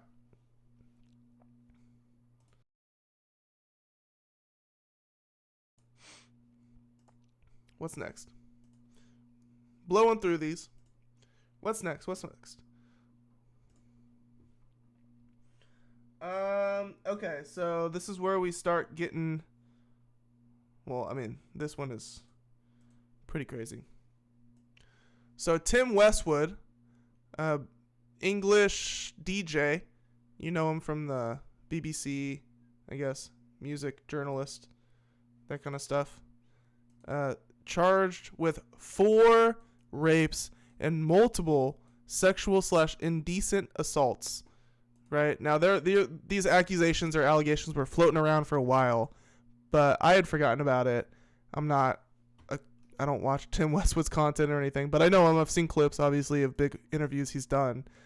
But these allegations came out a while ago. His career has pretty much been dead since then, I guess. He's 68 years old, but now he has been charged.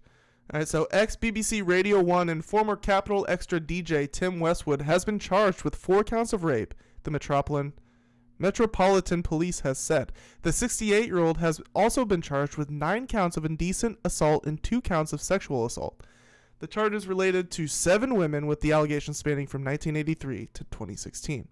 Mr. Westwood is due to appear at Westminster Magistrates Court on November 10th. He has been charged with the following offenses. In 1983, a 17-year-old girl was allegedly indecently assaulted at the Fulham Arena in London. How old was he in 1983? He was an old motherfucker. I know that. But how old? How old? Okay, so how do I do this? Oh my god, dude. Hold up. Let me think. So he's 68. So let's do 2025 minus 68. So he was born in 1957. So then we do 1986 minus 1957. 1986 minus 1957. So he was 29, and he allegedly assaulted a 17-year-old when he was 29. 3 years later, when he was 32 or whatever, a woman in her 20s was allegedly indecently assaulted at the Vauxhall area of London, or in the Vauxhall area of London, between 1995 and 96. So 10 years later, when he was like 43, a female between the age of 17 and 18 was allegedly raped in London. It is also alleged that the same woman was indecently assaulted in central London within the same time frame. So he gets older, but the girls stay the same age. Between 2000 and 2001, a female between the age of 17 and 18 was allegedly raped and indecently assaulted in London. Literally, they're all the same age. In 2010, a woman in her 20s was allegedly raped in London. In 2010, a woman in her 20s was allegedly sexually assaulted in Stroud. In 2016, a woman in her 20s was allegedly sexually assaulted in the Finchley area of London. Lionel Iden, chief crown prosecutor, said, "Our prosecutors have established that there is sufficient evidence to bring the case to trial and that it is in the public interest to pursue criminal proceedings. The Crown Prosecution Service reminds everyone that criminal proceedings are active and the defendant has the right to a fair trial. It's extremely important that there be no reporting, commentary, or sharing of info online which could in any way prejudice these proceedings." Detective Superintendent Andy Furphy, dude, these English names are something else, huh? Furphy of the Metropolitan Police continued to appeal for further witnesses and said it takes courage to come forward and report allegations of this nature. Mr. Westwood was an early champion of hip-hop in the UK and came to public attention when he began hosting his rap show on Radio 1 from 1994. In 2022, following a joint investigation with the Guardian BBC News broadcast accusations by 18 women of predatory and unwanted sexual behavior and touching and alleged incidents from 1992 to 2017, Mr. Westwood has denied claims of misconduct. So, if you ask me, he's probably screwed. Okay, that's a lot of women to come forward.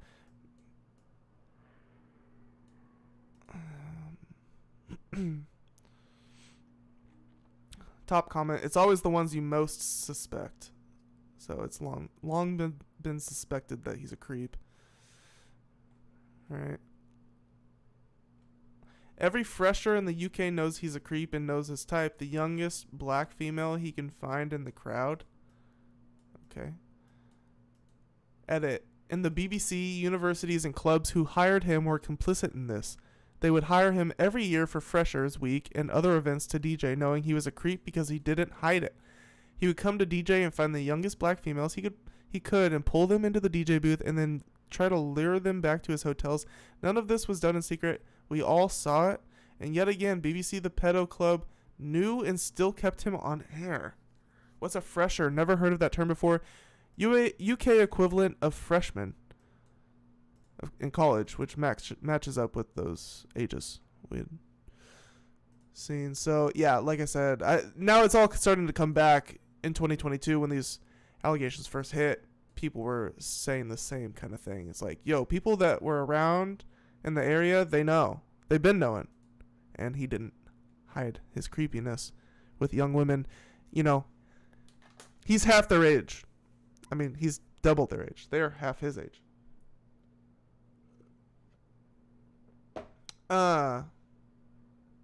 Creepy stuff.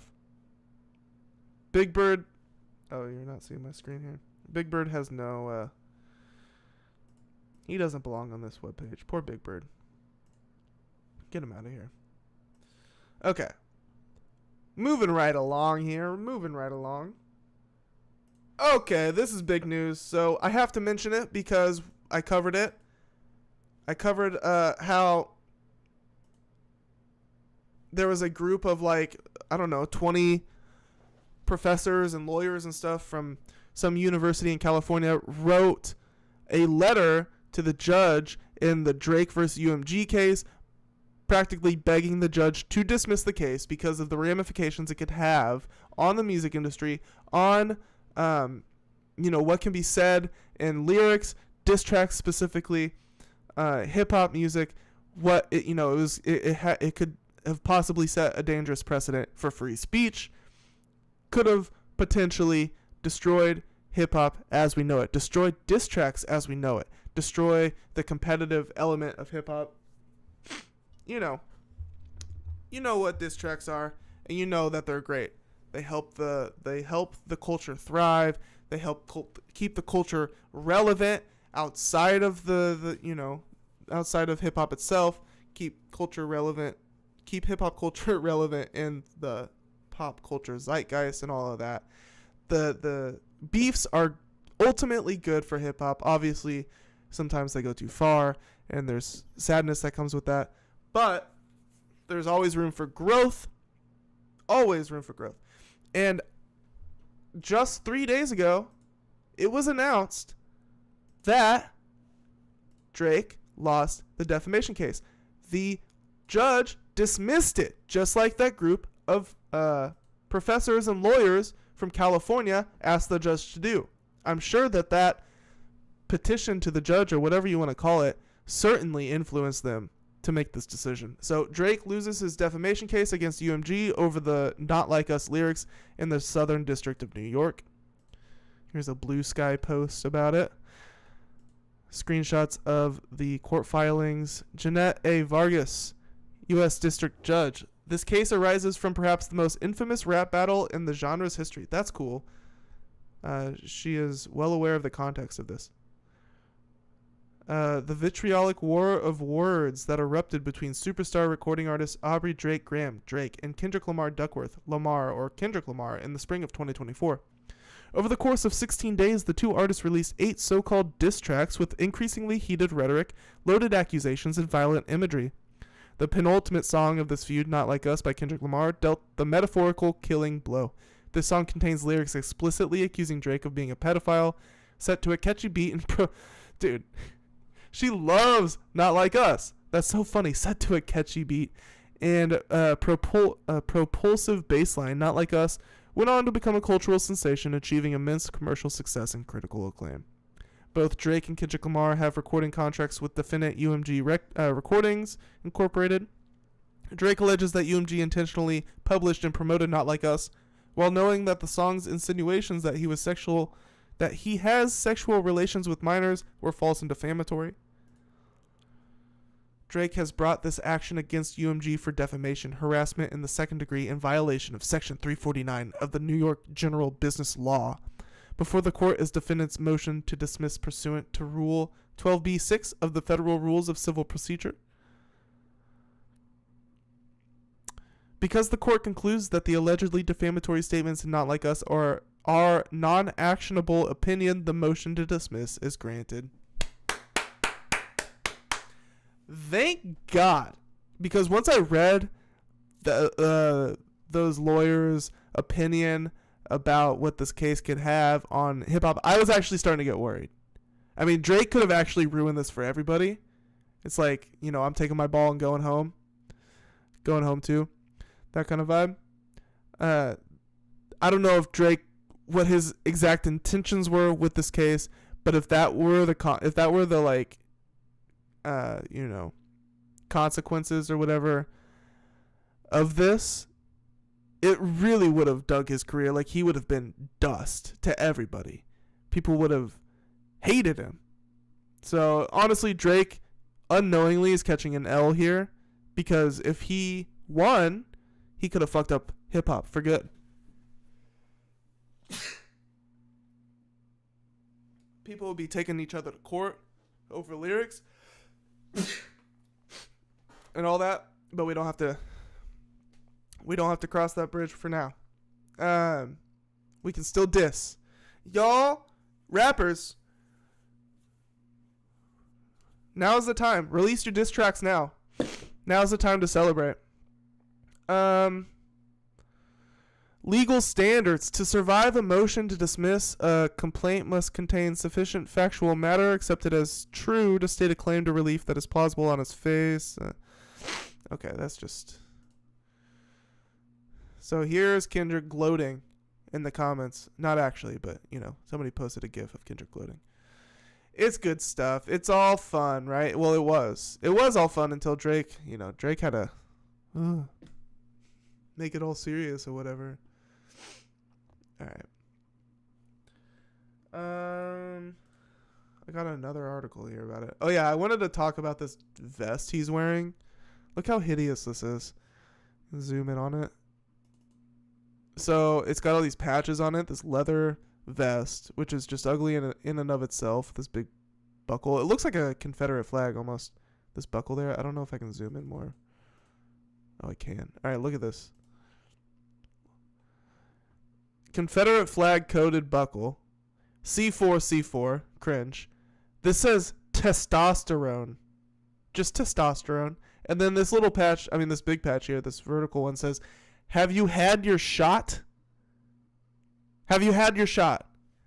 Not.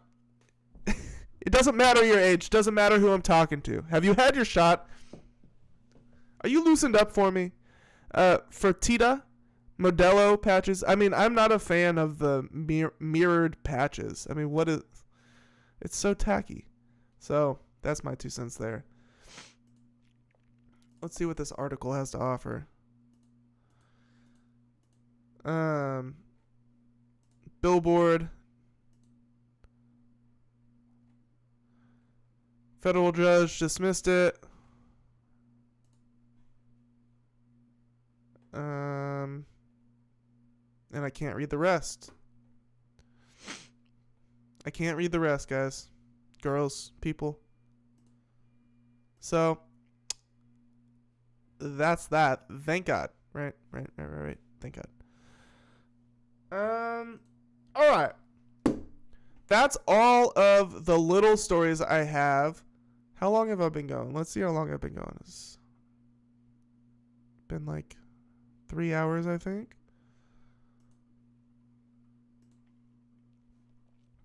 I have the Electronica Discord meltdown, and I have the Nicki Minaj and Cardi B beef. If there's one you'd rather see me talk about or hear me talk about than the other, now would be the time to let me know. At least, maybe I'll do both, but if there's one you'd rather me here talk about. First, Electronica's Discord war, where he created a Discord, started beefing with his fans, started kicking people out, and then the Discord mods kicked him out. It's funny. And then the Nicki Minaj and Cardi B beef, where they just take low blows at each other, and it's really not that funny. It's just kind of gross. And they bring each other's kids into it, and there's like no holds barred. I don't know if I said that expression right. No bars held, no holds barred. I don't know. But I don't know. I guess I'll do the J-Elec first.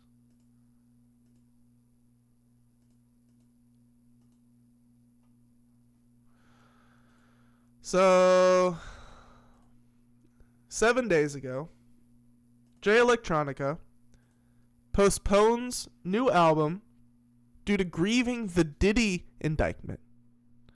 And at the same time, he declared war he declares war on a fan Discord server, which is due to shut down after Jay coordinated bullying of a wheelchair-bound man. Jay banned 80% of his fans, which were present at both servers. So I guess he has his own Discord. He started his own Discord, and then he went to war with a fan Discord, something like that. So loaded headline of the month, right? This is the headline, one of the best headlines of the month for sure. So first off, Jay Electronica, he's been releasing these EPs the last month. They're not really good at all, in my opinion. I mean, maybe definitely one good song on each project, I think, maybe. But I said definitely maybe, but who gives a fuck? This is my show. Definitely maybe. Take that as a fact or fiction, whatever you want. But so Jay Electronica has been dropping these little projects, and apparently he had a bigger album planned. Maybe, I don't know if it's bigger, but he had another one of these projects planned, but he had to postpone it because of the Diddy situation. And so one of those projects does have the intro. I didn't know who it was at first. When I just threw it on, it doesn't say featuring blank. It doesn't say who's speaking. It's a spoken word intro. Turns out it's Diddy. It's Diddy. And boy, did Jay Diddy do it. I didn't know that Diddy did it. But he did it. He put Diddy on the intro of the Did It. You know what I mean?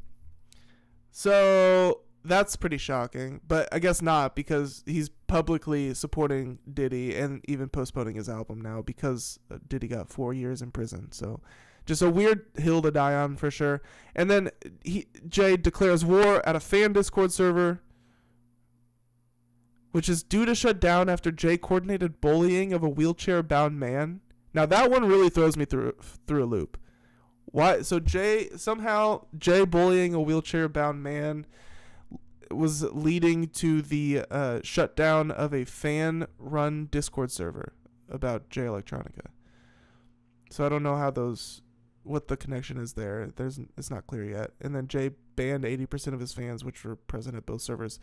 So Jay Electronica has missed a deadline he imposed upon himself. A project called AWT, All Praises Due to Allah, was supposed to drop on Friday, but due to Jay's close connection to Diddy, who got sentenced to 50 months in prison, in shock and grief, Jay postponed the drop. Right, so that was like a week or two ago. After opening an official Discord server last week, Jesus Lord rapper Jay Electronica has declared war on his fan Discord that's been up since 2020 because they didn't want to purge 5 years of archived conversations like Jay instructed. Jay rejoined the fan Discord, started talking in general chat with fans, but it was all a smokescreen because at the same time he called all his moderators and instructed them to ban all mutual users of both servers. So just very vindictive. Jay's official Discord shrinked from 1,400 to 200 users. He even kicked some of his most loyal lackeys that were having conversations with moderator of the fan Discord, Rab. In order to get verified in Jay Electronica's Discord, you need to pass an audit, which includes access to all social media. This is a cult. Access to all social media, including parent vetting to make sure you are not a Mossad agent, to make sure you're not Jewish. By the way, yeah, Jay Electronica, famous anti-Semite. So this is an entire list of things that you have to pass to become a verified member of Jay Electronica's Discord. So you have to give Jay Electronica access to all of your social media, including talking to your parents. They have to talk to your parents. This is insane. 45-second timer to verify yourself through a video throwing Rock Nation signs. So you have to pledge allegiance to Rock Nation. Definitely not cult-like. Answering correctly to a question, who did 9/11? You know what the answer is, right? You know what the answer is? Jay's answer? Jay Electronica's answer? You have to answer it correctly, according to Jay. His correct answer. And you know what his correct answer is to that question? The Jews. Jay Elec focused heavily on his war with the fan server since he stayed up until 4:30 a.m. banning people in the fan server, had multiple meetings with Discord moderation team instructing them how to vet new users. So that's where he instructed them they have to pass this racist audit. Failed to mention any updates on the missed deadline or anything about new music. So, yeah, it seems like he's having a bit of a manic episode. Releasing all of this music all of a sudden, out of nowhere. Freaking out on his Discord. Being racist and paranoid about Jews. It all is it's reading Kanye, to be honest.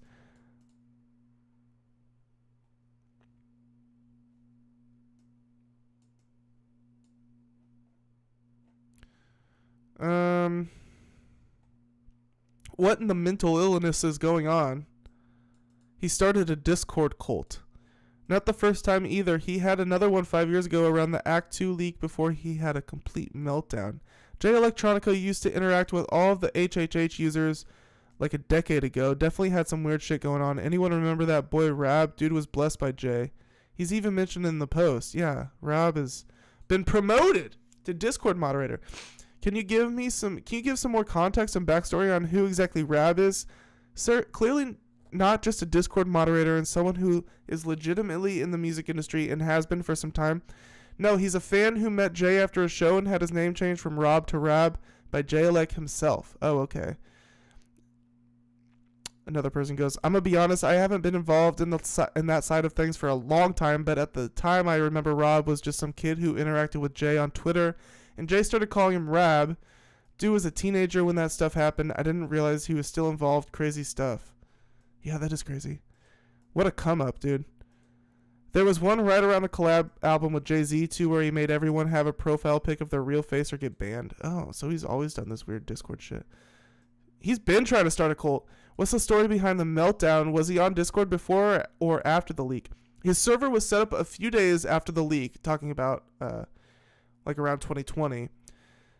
From what I remember, he goes, his server was set up a few days after the leak from what I remember. I was part of both the group buy server and his official one that he shared on Twitter around that time. Started out as your usual fan server with him dropping by sometimes, but quickly devolved into some weird messy shit. The whole thing was absurd. Why don't people go into detail about this weird messy shit?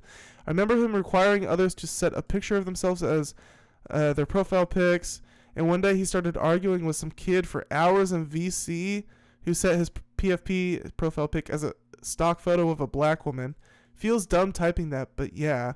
You can read more of the crazy stuff in the following meltdown here. Oh, thank you.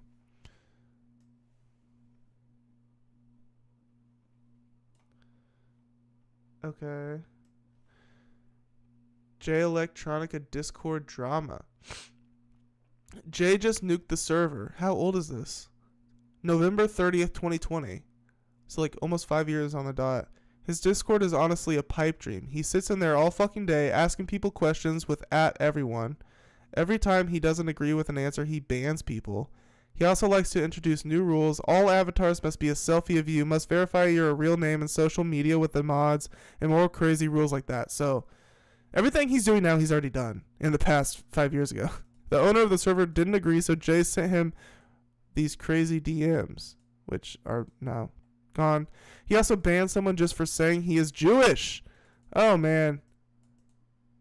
So same shit, different year. Seems like. Anyone else see this crazy shit in his Discord? LOL, the man might have some mental issues. Being a Discord mod has gone to his head. Jay Electricity banning all the Jews he sees. Jay Electricity banning all the Jews he sees. Can't rate it anymore. Okay, bro, go get a job. Yeah, so just being anti-Semitic on Discord. Nothing new for Jay Electronica, it seems. Okay. Thank you for that. Thumbs up. Starting a cult is final boss influencer.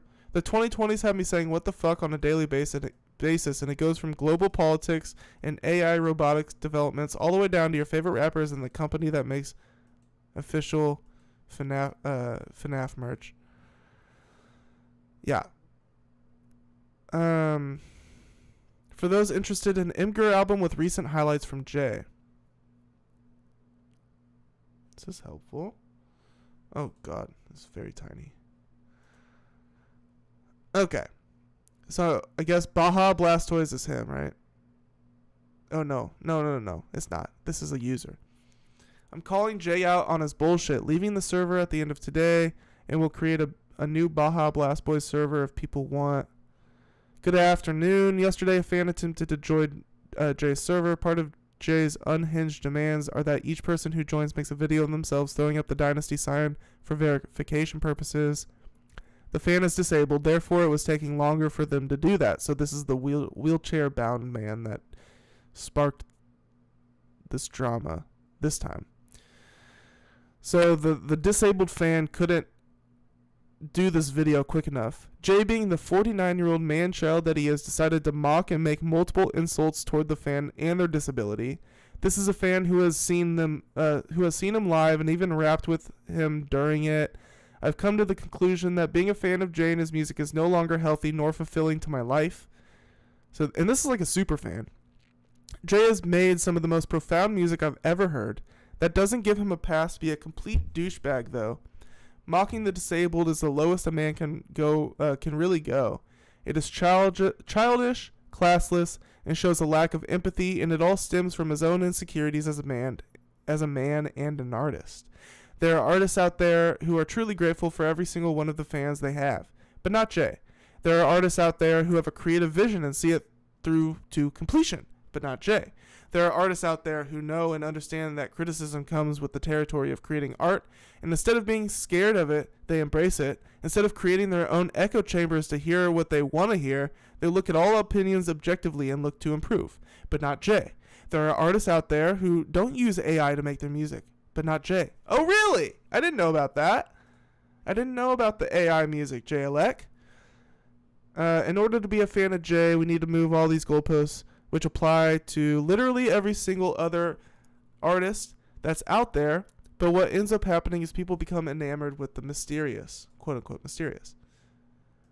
All right, next. Jay Electronica, nah, this ain't what I asked you to do, and that, quote, frustration reads, I'll do it. Give me time to record it, and I will. So this is the disabled man. His name is even Wheelchair Guy. It's literally even... We ain't gonna press you about the song, but we definitely need a dynasty check. And here is a picture of Jay Alec giving a hug to this fan. So they have actually met in person. His name is Wheelchair Guy. Jay Alec demands a video of him throwing up the dynasty sign. Monica Rambo basically replies to Jay Electronica being an asshole, saying, oh, wow. Right, Wheelchair Guy says, that's myself and you. Right, just kind of being like, look, we've even met in person. But you're typing on your phone the time you need to do it now. To be determined, all that typing, you can just hit the camera button. This picture of Jay Electronica is pretty funny too. He looks queened out. Does he have a wheelchair on his fingers? Oh my god. What an asshole. He's polishing his rims. Nice. Good one, Gabe. You're awesome, bro. Jay Elec probably thinks you're cool. Okay. Trying to zoom in here. Whoa.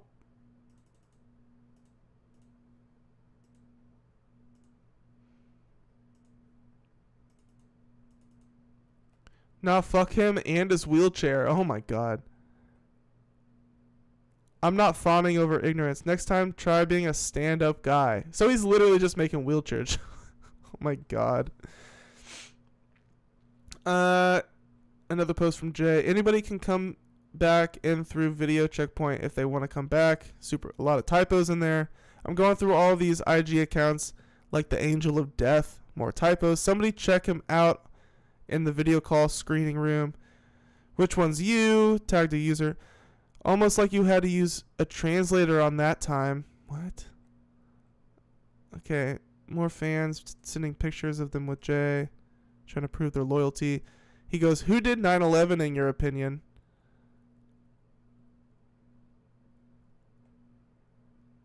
Jay Lex says, I'm going to stop taking pictures with you guys. Because people keep posting pictures with him. Hey, bro, I've been seeing you react to a lot of stuff. But oh, yeah, by the way, shout out. And I actually don't know if it's true. I was about to say shout out for bro not answering the 9/11 question, but they might have later. Another user in here goes, tag somebody named Con Etiquette. Hey, bro, I've been seeing you react to a lot of stuff but never speak. Okay, does he need to speak? Peace. I just touched back down in Kingdom. Who banned this guy? He's been validated. I probably did. Too bad. He's been validated? Bro, this is weird. And they're like talking to each other like, brother, you need to speak up, brother. Or you are not one of us. Have you been validated? Dude, validated is crazy language. Peace. I touched back down in the Kingdom. Bet. This is some serious cult shit. Explain this. Wheelchair guy. Haha, I'm going to make him feel stupid for fun. Sorry you had to go through that.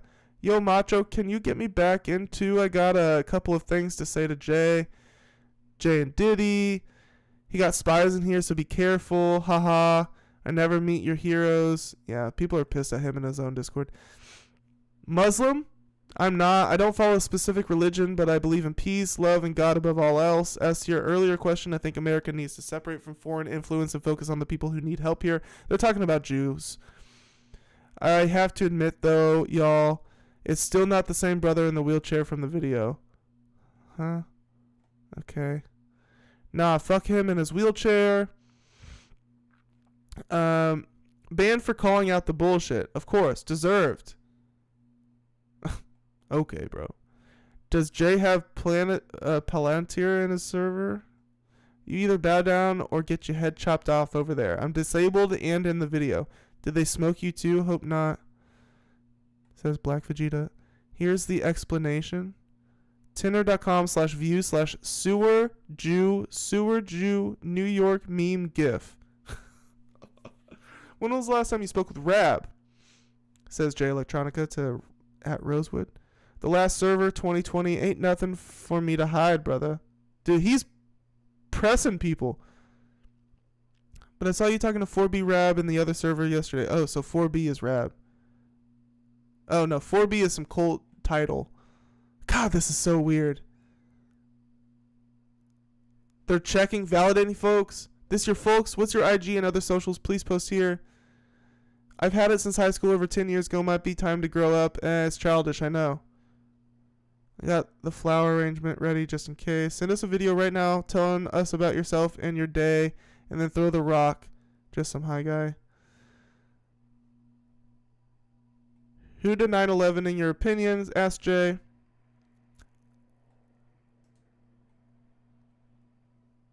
It's interesting that they'd never have a server under my name where it's all hate. LOL. Sounds like a hole in the sidewalk to me. They sure love their Baja Blast. What's that? Anyone still in the server? Jay Electronica. Dude, the fucking... What is that? Is that a Star David? Or some, like, New World Order shit? God, this... I'm, like, getting creeped out. How's this related? What? Says somebody. Banned for calling out the bullshit. I think I remember you. Did you take a pic with Jay at a concert once? Same gig. 4B Baja Blastoise goes, I hate that 95% of the server won't understand this reference. Does Jay have Palantir? Okay, I don't know what's going on there. Did they smoke you too? Hope not. I think she only in here because someone accused her of being a spy. I don't think they gonna take any relatively attractive female out of the paint over there. Okay.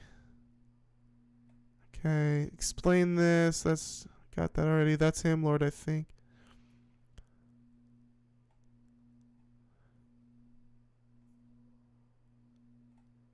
Okay. So that's all of those quote unquote relevant screenshots or highlights or whatever. Okay.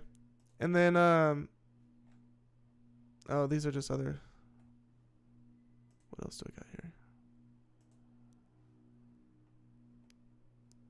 So this is 6 days ago. A little like the next day after that was posted. I believe this was posted 7 days ago, right? Yeah. So then the next day, Below the Hip Hop posted, "Ain't no way that unbanned Jay from his fan server on Discord." At everyone, Jay Electronica is in the server again. After repeated harassment and bans from Jay Electronica's server targeting our members and multiple rule violations here, we've decided to return the favor and ban Jay Electronica, at least until he drops some new music and gets some actual work done. And this is after he's dropped new music. Like, Jay fans should be pleased. They've gotten more Jay music than they have in 4 years in the last month. Too bad it's not great. It's not great music. So yeah, Jay wilding out in his Discord, and the fans turned it on him and banned Jay himself. And what else have we learned? We've also learned that this is not new behavior. Jay did the same thing 5 years ago with Discord, with the weird, approved like cult shit where they're approving people and making them send videos and being an asshole and being anti-Semitic and weird shit. It's all the same. That was weird and fascinating and creepy. Jay Electronica, he's a creepy dude. He's a creepy dude. I will say though, let me pull up my Apple Music and look at these.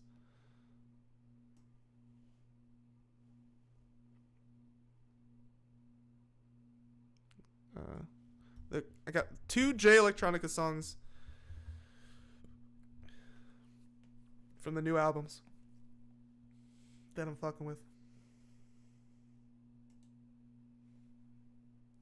This will load. By the way, I'm going to haunted houses tonight. After this, going to amusement park. Halloween haunt at Worlds of Fun in Kansas City. Very excited. All right. I want to shout out, since we're talking about Jay Elec, I can't talk about him without mentioning these new songs here. Is it possible that the Honorable Elijah Muhammad is still physically alive? That one's pretty good. It's 7 minutes long, and it's very long. It's like... Thanks to God. Not that one. About to do the intro. This one. Yeah, featuring drum. So that's cool. This one's cool. Most complexest things you can think of. All and invincible, but at night she and somebody. Right. And then also this one.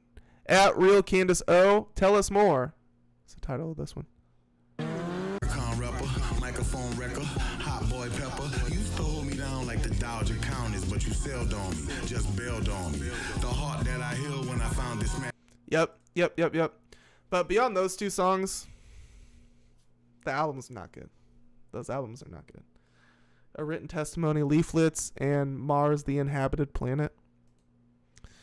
All right. Wow. Last thing. The Nicki Minaj and Cardi B beef continues. Nicki Minaj. Oh yeah, and then there's more to that. We'll get to the next part, but let's see if I can find like a nice timeline of all the tweets.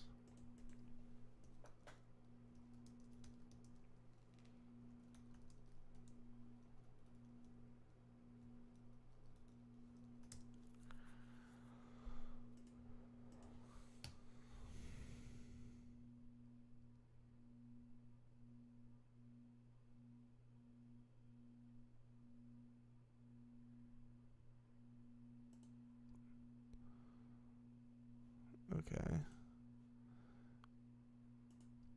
So here's new Cardi B tweets, including tweets about Nicki Minaj being abused as a child and her son.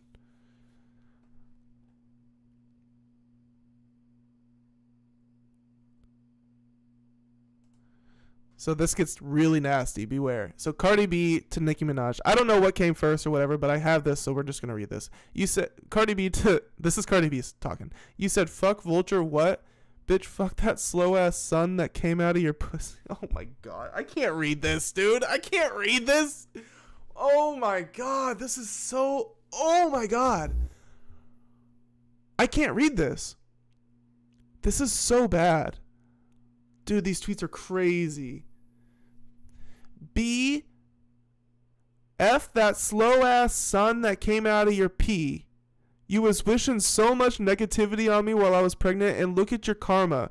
Look what your rotten pee produced. Now he a whole 5-year-old tippy-toeing around the house and can't spell his name. Dude! That's so mean. That's so gross, dude. Going after the kids like that. God. B, you've been having cum stains in your mouth since you was a minor because your daddy used to molest you, B. Oh my god. Holy cannoli. This is so bad. Tell the world that's why you make up so effing miserable. Why you wake up so effing miserable, because you hurt and full of trauma and trying to apply it to everybody else, or why the F you keep bringing up Rock Nation. I'm not signed to them, you delusional, paranoid, coke sniffing B. Drop the Addy right now, and don't go tagging the feds and the police like you did 3 months ago, you P-ass B-S-T-F-U. Wow, this is like, they're like really, really hate each other. Papa Bear, I'm sorry you can't speak and banging spoons because your mom couldn't put the drugs down. I'm sorry your mom not even paying attention to you on your own birthday because she obsessed and dark-spirited hating hoe. I'm so sorry. Who's she talking to? The kids still? Trying to call me out to fight because I'm pregnant as F. You never have that energy when I see you in person. I seen you at 2 Met Galas and you never have that energy. But, all caps, but where the F you at? My is outside right now. Where the F y'all at? She really wants to scrap. B, you wish you could call my daughter ugly? Culture is beautiful and you know that. So, okay, so Nicki first started to attack Cardi's kid. So I guess Nicki started talking about the kid first. And then Cardi responded with this really nasty. It doesn't make it any better. But Nicki called culture vulture instead of culture. Which they were kind of asking for it, naming their daughter Culture. Cardi B and Offset. Kind of asking for it. Like that's a layup diss. But still, your hate is so deep, dark, and nasty because your son non-verbal because you effed him up with them drugs, so you jealous of everybody kids and their happiness. B, where the F you at? Stop talking. Yeah, I don't know. Cardi's saying your hate is so deep and dark and nasty, but Cardi, so is yours. I mean, who in their right mind goes after kids like that? It's very nasty, very hateful, very gross, very weird, very not good. Okay, but where's Nicki's tweets? I need Nicki's tweets. I need all of it. Give it all. Like the next day they apologized to each other though, for real. That actually did happen. They did. They gave like backhanded apologies actually. Let's see. Cardi B and Nicki Minaj reignited their feud this week for a 3-day long bender of vicious back and forth posts that turned social media into their battleground. It began on September 29th when Minaj appeared to mock the $4.99 discount of Cardi's new album in Am I the Drama?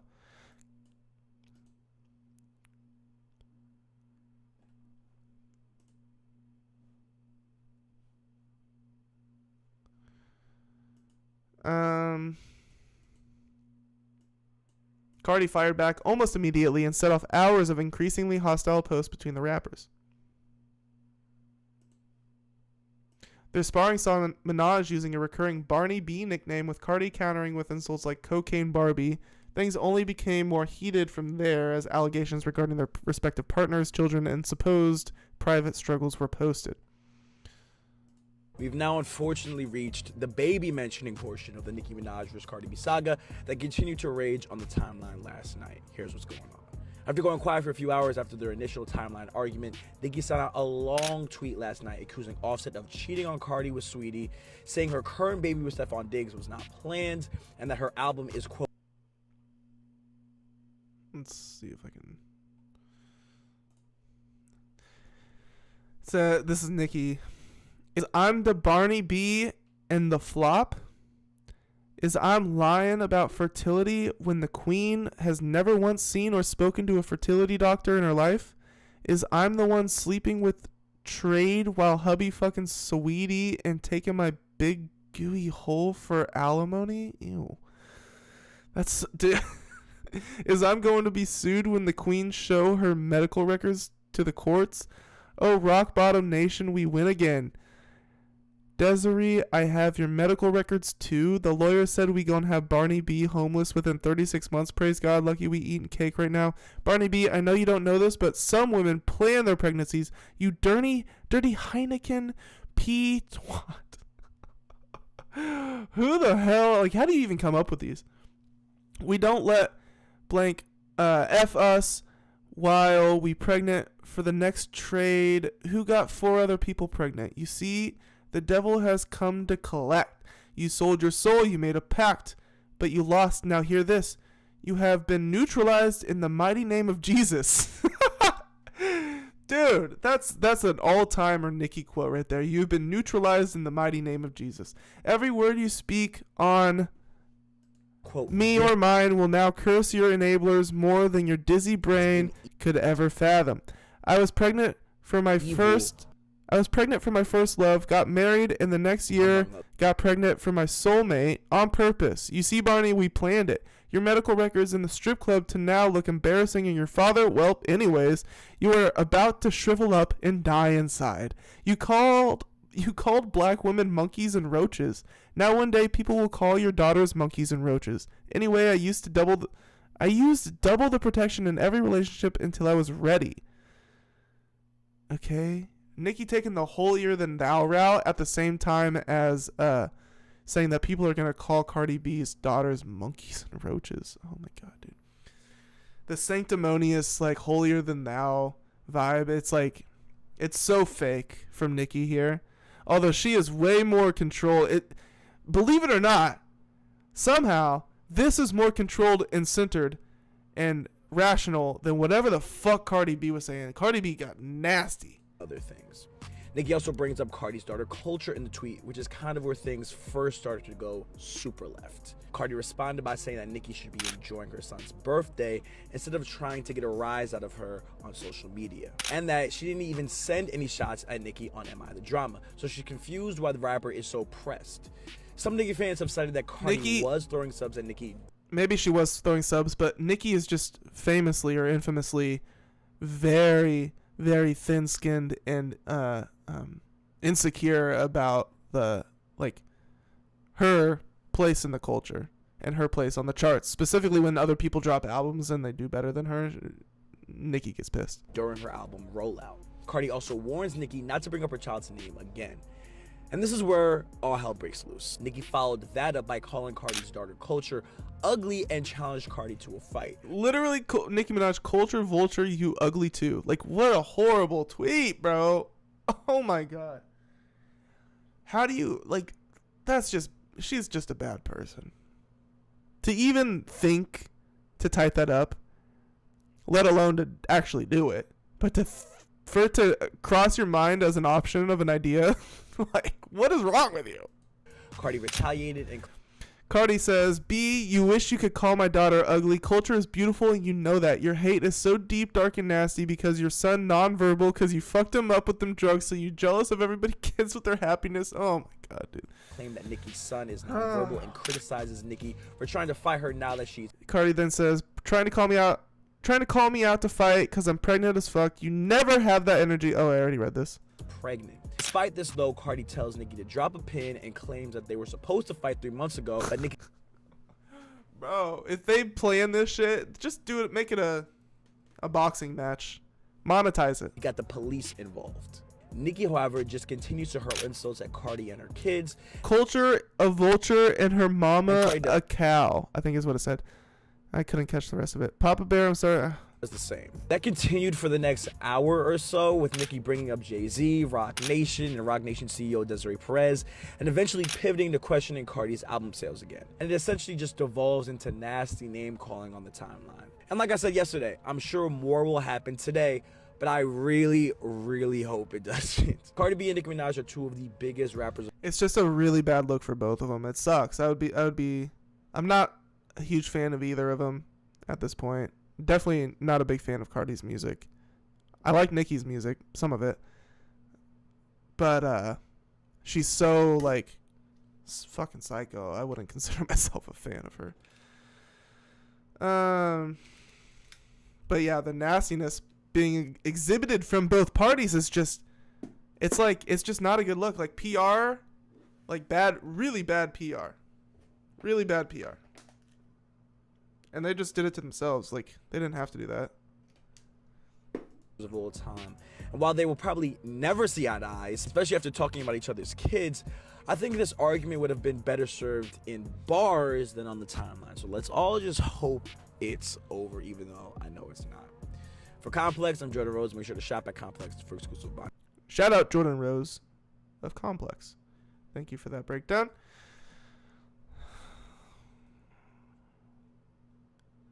Barney Dangerous, Cocaine Barbie.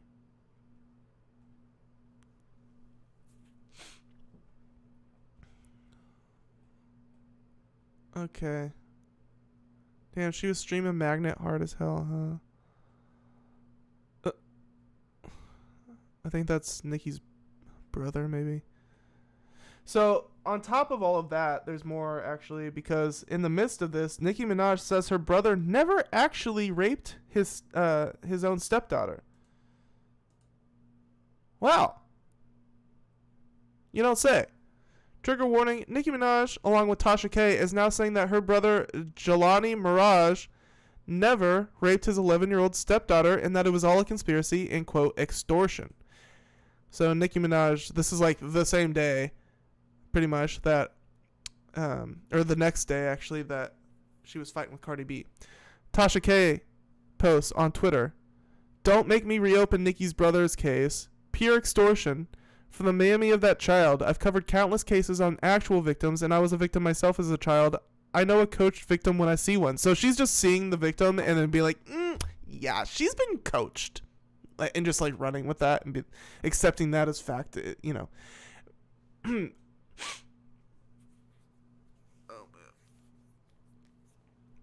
I feel a sneeze coming on. Maybe.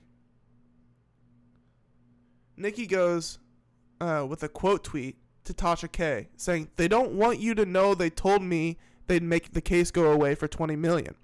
They checked his home and found nothing. They found out who he was, then came back and said they found something. To God be the glory. What is done in the dark, that's why she and they are now cursed." Nicki is casting curses on people that she has a problem with. Oh my God, I feel like I'm going to sneeze, but it's not coming out. Oh boy. So I mean that's pretty much it there, but just a little that's just a fun one. You know, they're denying the fact that Nicki's brother. Let's see the details on that actually. I could just chat GPT this.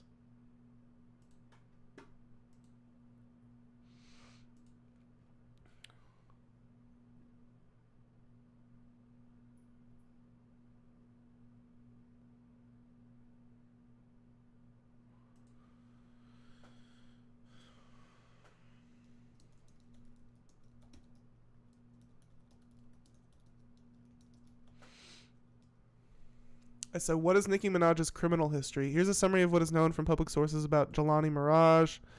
He was accused of and convicted for. Jelani Mirage was arrested in December 2015 in Nassau County, New York. He was charged with predatory sexual assault with a child younger than 13 and endangering the welfare of a child. This is just ChatGPT.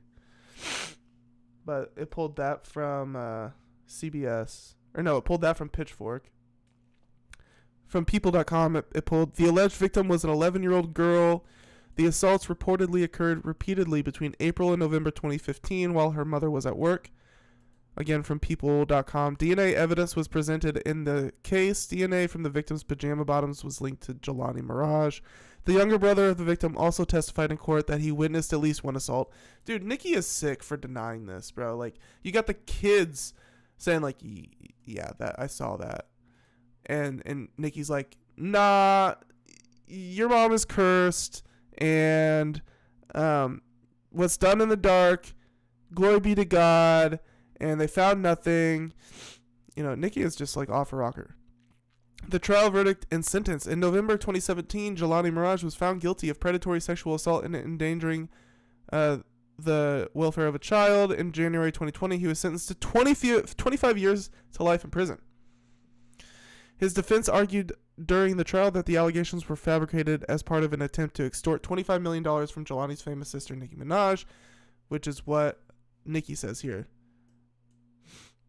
They told me they'd make the case go away for $20 million, and here they're saying that the defense argued the trial that the allegations were part of an attempt to extort $25 million from Nicki. They also argued that there was some misconduct in jury handling, but that appeal was denied. Mirage claimed issues like an alcohol problem and health issues, hypertension, gout, anemia during or after the trial.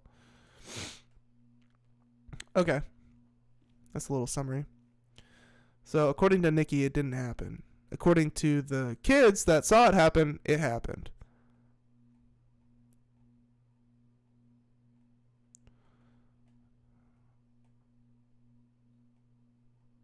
Here's another Cardi B tweet. Why you keep bringing up my album? It's not the gag that you think it is. You've been in the game like 16 years. You need to compare yourself to your peers that started around your time. Rihanna, Taylor Swift, Drake. Those are the numbers you need to be competing with, and you can't because you're doing lower than all of them. Oh, shit. It's so true. I was in high school when you came out. What the fuck is you comparing yourself to me for? Oh, shit, bro. That's so good. And then Nicki posts some cringe AI photos. Cardi B and Barney and, I don't know what this is. I don't know. But Raw Dog and pregnant with the fourth. Oh, my God. Jesus. Cardi says, all right, now, this is the third tweet talking about my pregnancy, like you wasn't going to different fertility doctors because you couldn't reproduce from all them perks scrambling your eggs. Not allegedly. Lord protect them babies. Dude, Cardi is so nasty with it. Is I'm the Barney B in the flop? Okay, we read that. Nicki's crazy. She's fucking nuts. Also, let me say this. Though I have never had fertility issues, it's not something to be used as a drag. Oh, now Nicki's going to take the high road after using her kids as a drag. Until you know the women who are actually living that pain, blaming themselves, we could only imagine and pray for them, love them, uplift them, not use these women as a punchline. Nicki is like doing her best to look like the better person here, and she does comparatively look like a less nasty person. But she does look insane. Can we drag again, or we still on blackout? Y'all got 15 minutes green light. What is that? Telling our fans to drag Cardi. Barney B, tell them how you've been getting seizures from the knot. What? Okay.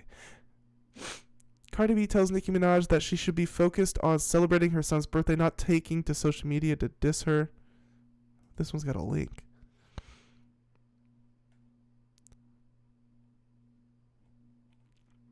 This goes deep.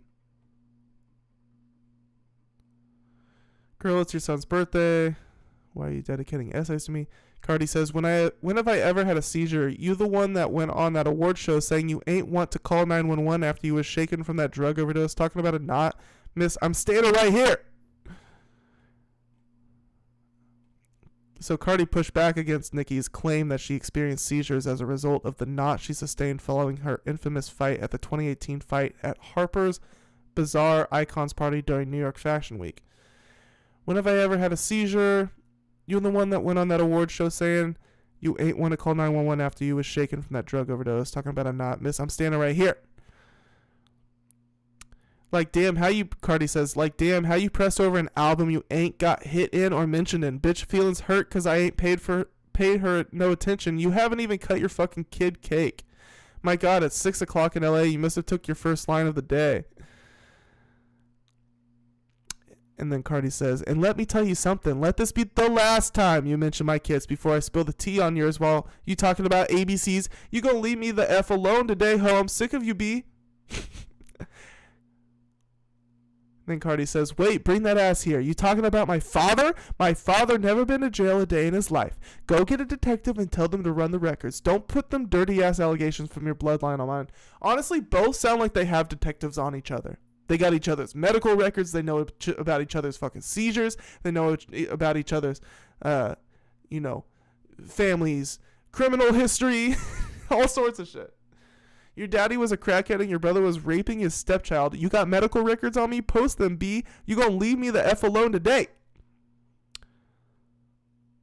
But that wasn't all. Nicki hopped back online to write, also, I know y'all don't like taking my advice until it's too late, but don't listen to that music. It has been dipped in evil spirits and their sole purpose is to unleash the spirit of drama in your lives. We rebuke it back to the pits of hell. It shall not stand. Delete it! Nicki is so dramatic. I love it. Maybe I'm a Nicki stan. Oh, man. Am I a... Oh, God. Oh, God. Am I on Nicki's side here? I don't know. Nicki picked a beef for no reason. So she reignited this beef for no reason. Cardi B versus Nicki Minaj and Ice Spice explained? What the hell is this? Cardi B and Nicki Minaj are going at it again, and now Ice Spice is in the mix too. What? Here's everything that's going on. Cardi and Nicki have had a very long-standing feud. The two almost fought at the 2018 Met Gala, but Nicki reignited it last night when she went on a Twitter rant dissing Cardi's album sales, calling her Barney Dangerous, and mocking her rhyme scheme on Cardi's diss Magnet. These Nicki tweets are, of course, all deleted now, but then Cardi clapped back shortly after and called Nicki Cocaine Barbie and cited that Nicki should be competing with her peers like Drake, Rihanna, and Taylor Swift. It's so true, dude. That line right there, that is the one. So maybe I'm not a Nicki. Maybe I'm not a Barbie. I'm not a Barb because Cardi had the best diss of the entire thing. It wasn't the kids. It wasn't about the album sales. Actually, it was about the album sales. It wasn't about the kids, though. Cardi B made a great point. She said, Nicki, your peers from your golden age are Taylor Swift, Drake, and whoever else she mentioned. It's true, Rihanna. Nicki should be doing those numbers, but instead, she's competing with a much younger artist. It is a good point that Cardi made there. Come out at the same time. Their back and forth eventually just became each of them sharing wild memes of each other in pink wigs and AI Barney costumes. Then Ice Spice and JT entered the chat, both reacting to the back and forth on the timeline, with JT also questioning Cardi's album sales. Late last night, Ice shared a 32-second snippet of what sounds like a Cardi B sub. Cardi and Ice have also had a long-standing Cold War, and most recently, Cardi seemingly subbed Ice Spice on her song Magnet when Cardi said she'll have her spot forever. Cardi was most likely responding to Ice's Cardi sub on BB Belt, where she rapped, I took her place. While this is all going down, an old phone call between Cardi and Ice's manager, James Roseman Jr., conveniently leaked on the timeline. Okay. So on the leaked call, you can hear Cardi blacking out on him because of the diss on Ice's album. Then Cardi threatens to beat the brakes off Ice if she runs into her, and Lotto catches strays too. Dude, Cardi is from at least a year ago. Cardi is wild. Because they mentioned an Empire event at the Empire State Building red carpet that Ice made an appearance at last July.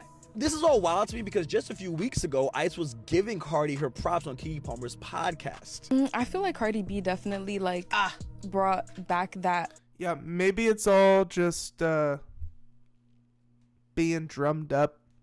Maybe, well, the Nicki and Cardi B thing, that's definitely not drummed up by outside forces. But, I could see Ice Spice and who was that, JT from City Girls trying to, hop in on the action just for some attention. Obviously they respect each other musically. That's not surprising. Hope of girls could rap. Yeah. You know what I mean? But look, that's where things were left off as of the recording of this video. Nicki and Cardi going at each other on the timeline, Ice and JT chiming in, Ice dropping a pretty weak diss, and a year-old phone call leaking. And I'm sure more will happen by lunch, but let's just hope all the tweeting stops and they get in the booth, all right? For Complex, I'm Jordan Rose, and make sure to shop at Complex for exclusive vinyl. Thank you. Is that it? All right. So let's make sure I don't miss anything. I think was there more? Yeah, so that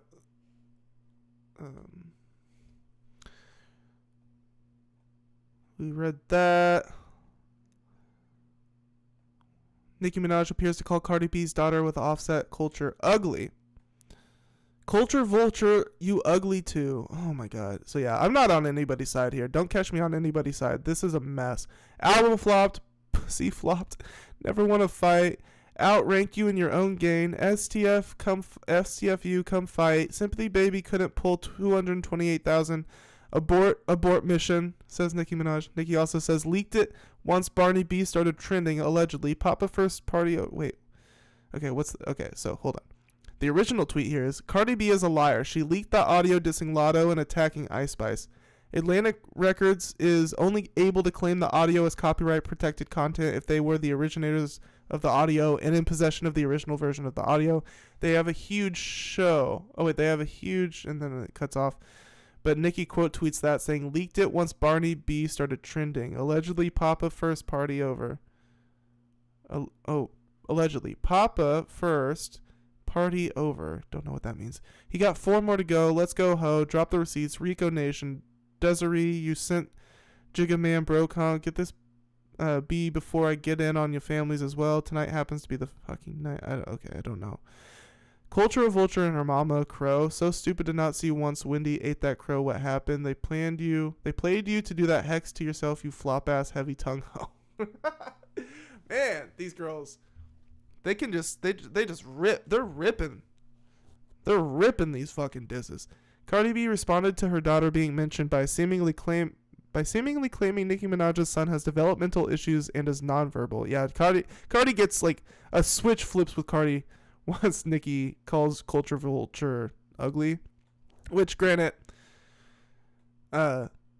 makes sense, but Jesus, dude, dragging Nicki's kids into it is just making it messier. Cokie B, please don't sniff coke with baby. So they're both accusing each other of being cokeheads.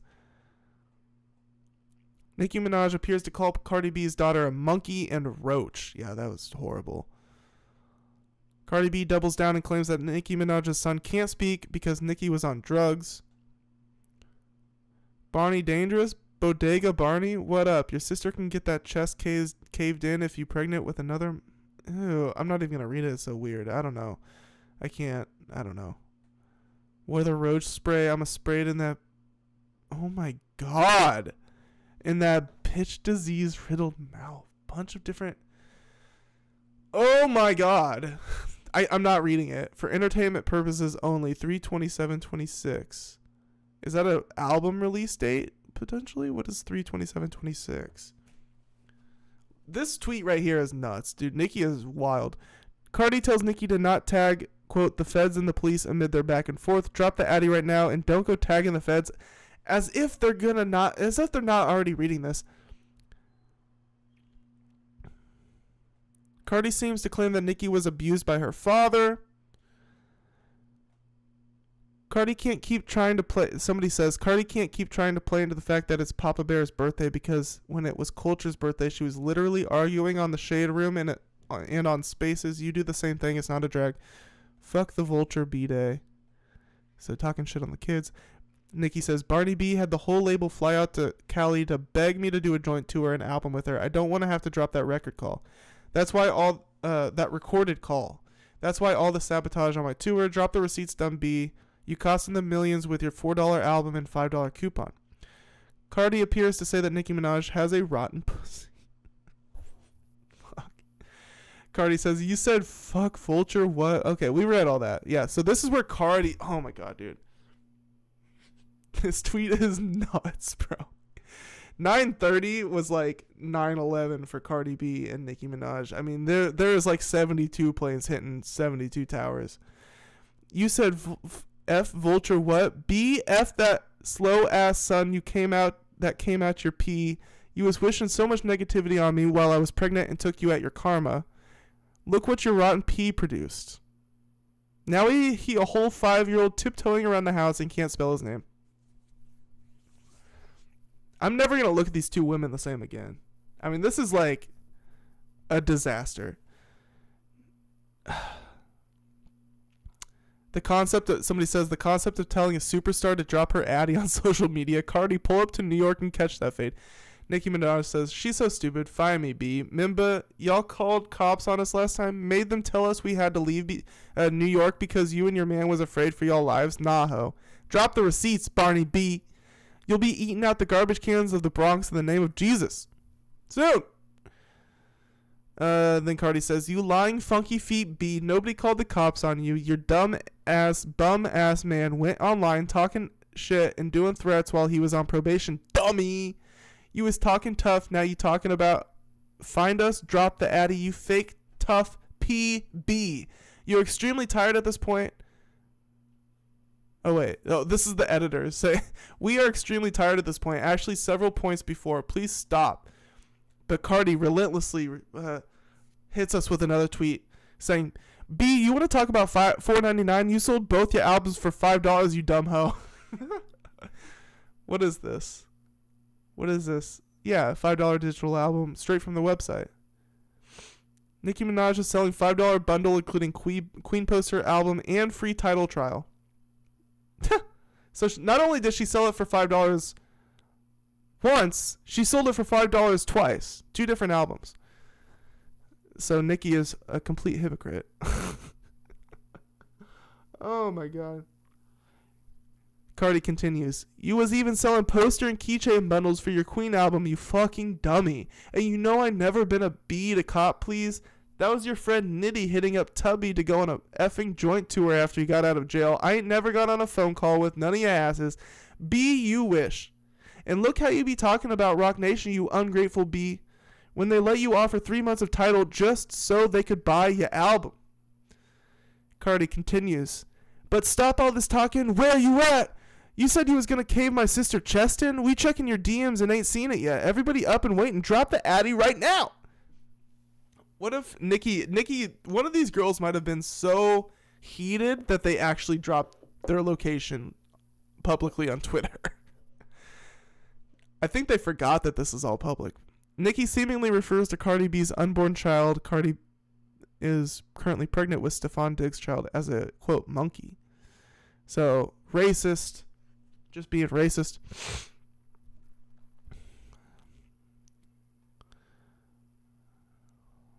We got more. So 3/27/26.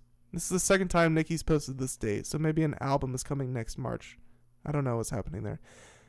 Oh wait, is that her due date? Maybe that's her due date. I don't know. It seems, Jesus, dude, this is cold. Barbie B has this is a random tweet. Barbie B has wished death on literally everyone she's ever beefed with. Wished AIDS death on a gay man. Constantly makes homophobic remarks like glitter bottom.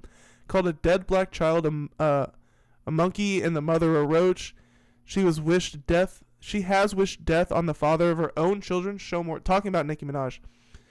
Nicki Minaj quote tweets that saying Barney B said she wishes she was dead even after beginning her litter of monkeys. Yikes, Vulture, it's bad for y'all. Okay, that is nothing compared to all of this true shit. I mean, Nicki Minaj has said so many controversial, vile things. Cardi goes, here you go, starting again, nice and early, you sick, pathetic, loser, ass, demonic, insane B. Oh my god. This is the next day. I said it back in 2018 and nobody believed me that you've been talking about my child since I was pregnant. You've been jealous of my child. I had never mentioned or talked about your fucking kid. It's one thing to be jealous of me, but to be jealous of my kids is insane. You're jealous of my kids because they're beautiful and effing smart, and that's why God punished you with having a slow ass kid. Oh my god, it's like she's trying to defend her own kids and diss Nicki's kids at the same time. It's just not working. I mean, is everybody just slow?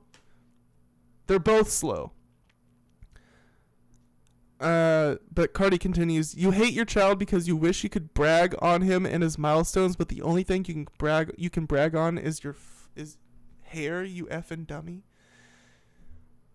Cardi B seems to be livid in past words. She's ready to meet up and, quote, go to jail. You said you're going to kick my child gums back? Didn't you say you was in New York? This past words now, where the fuck you at? Because today going to be the day I go to jail. Nicki posting more memes. More Barney memes.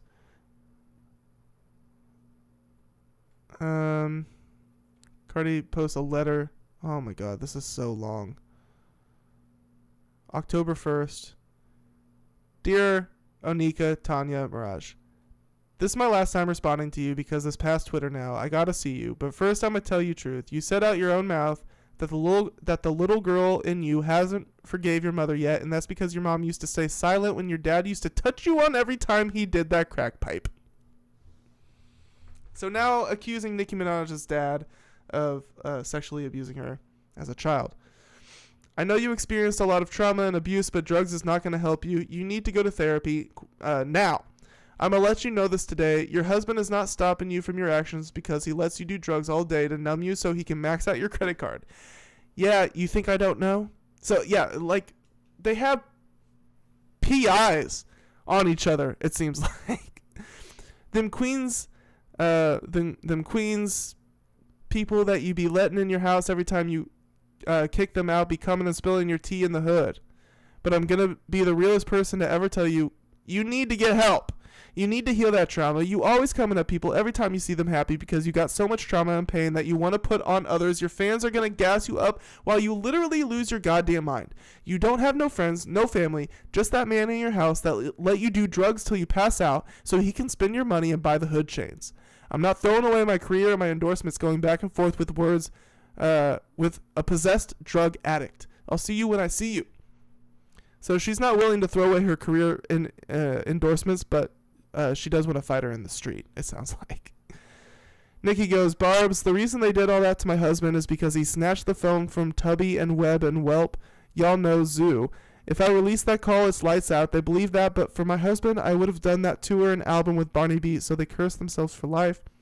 We will boycott every company attached to her, just like we did with BET, every company that enabled her disgusting remarks about children and other marginalized groups for years. You have 3 days to cut ties. Ooh.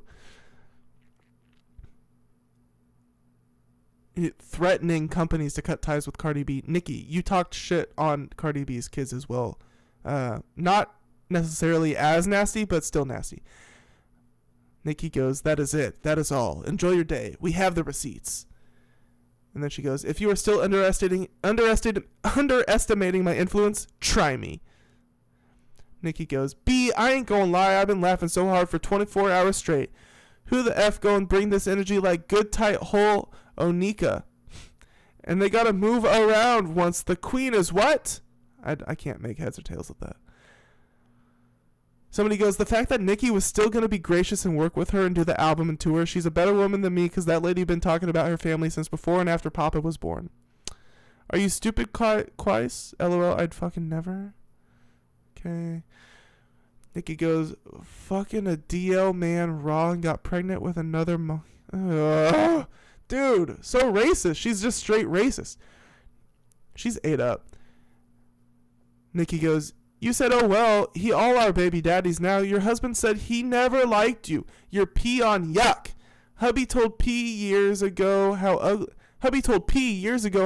you look, always swollen and botched in the face from surgery.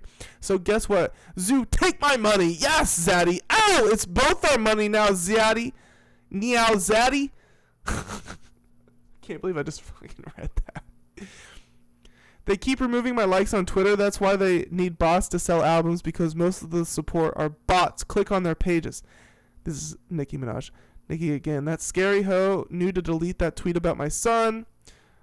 Yeah, they need to delete all of these. Mona Scott, your time is up. Gail, the goofy bee king, your time is up. She's tweeting like Kanye now.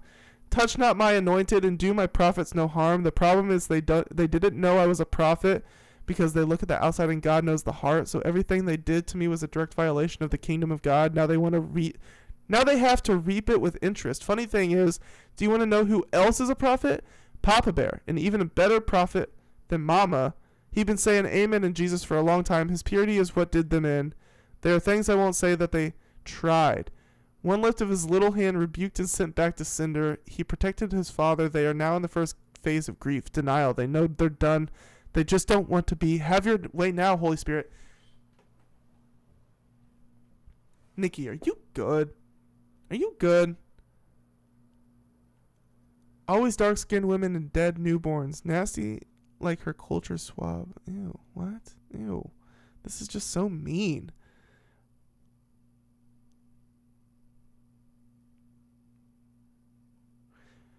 More Nicki. Remember when Oprah stated her disdain about black people saying the N-word, then she endorsed a non-black saying the N-word on an album.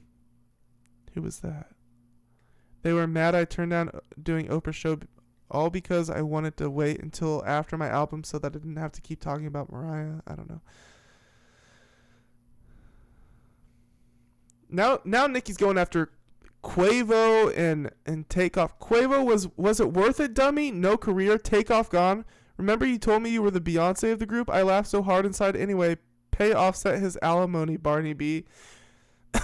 Remember when All the Real Ones was at the We Go Up video shoot and she was outside Bodega Barney with no one caring? Okay. Remember when Barney B tried to get gangster with Queen Billy in the DMs? Oh, Barney B, your number is called. The devil will kick that monkey out. Is Walmart and DoorDash okay with Barney B saying she'd get a transgender to R-word her man? So is Nicki transphobic too? Oh my god. Drugged men, dissing children for years, wishing death. Yeah, I don't know. Cardi B goes, I'm letting you know again, stop playing with my kid, B. You just mad? Your son fave color is 5? Get the fuck on, you crackhead. Oh my god, dude. Every time Cardi B chimes in, it just makes it worse. Let's give them 3 days, Barbs. I'm a generous queen. Canceling my subscription now. Reebok canned Rick Ross fat sloppy ass for less. Didn't they? Okay, let's see. Cardi says, quiet as kept. The truth is you've been diagnosed with schizophrenia and bipolar for almost 9 years, and you also on heavy drugs, cocaine, perks, and Xanax. Dude, Cardi is so ableist. It's just like, it's sickening. Like there's people. People give a lot of leeway with ableism. At least it's not right. I'm just saying they do. But this is just so over the top that it's just like Jesus. You don't listen to nobody around you. The only person that have the power is Kenneth Petty, but you know what happens with that Amex when you sedate it. I must say, Rosh Hashanah was a real blessing to me this year. My dear Avery, I'd never sell my album for a price of hot dogs. I'd never do that to my own. I'd never cost you millions just to keep up with someone else's number. I don't know. Petty, 3/27/26. So is this all album promo? She keeps promoting this 3/27/26. Is there a new Nicki album titled Petty coming 3/27/26?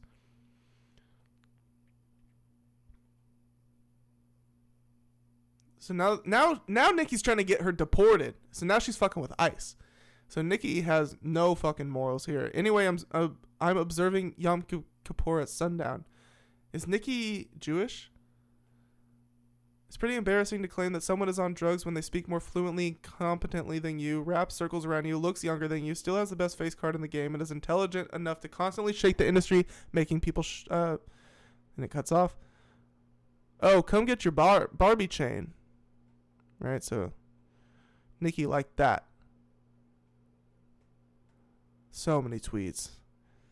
Nicki goes, okay, Barbs, peace and love. I'll pray for you, my darlings. You've been such a light in my life. God bless you. You know me and God knows me and Papa Bear knows me and my husband knows me. That's all I need. I guess, so Papa Bear is her child I'm putting together. That's all I need. I'm forever grateful and thus forever blessed and highly favored, as are you. And scene. But Cardi B comes in saying, guess we got the answer. Am I the Drama is out now. So the answer is yes. Oh, now Nicki's tagging Elon Musk. Nicki Minaj agrees her upcoming documentary will wake millions of people up to the dark side of the music business. Why does she tag Elon?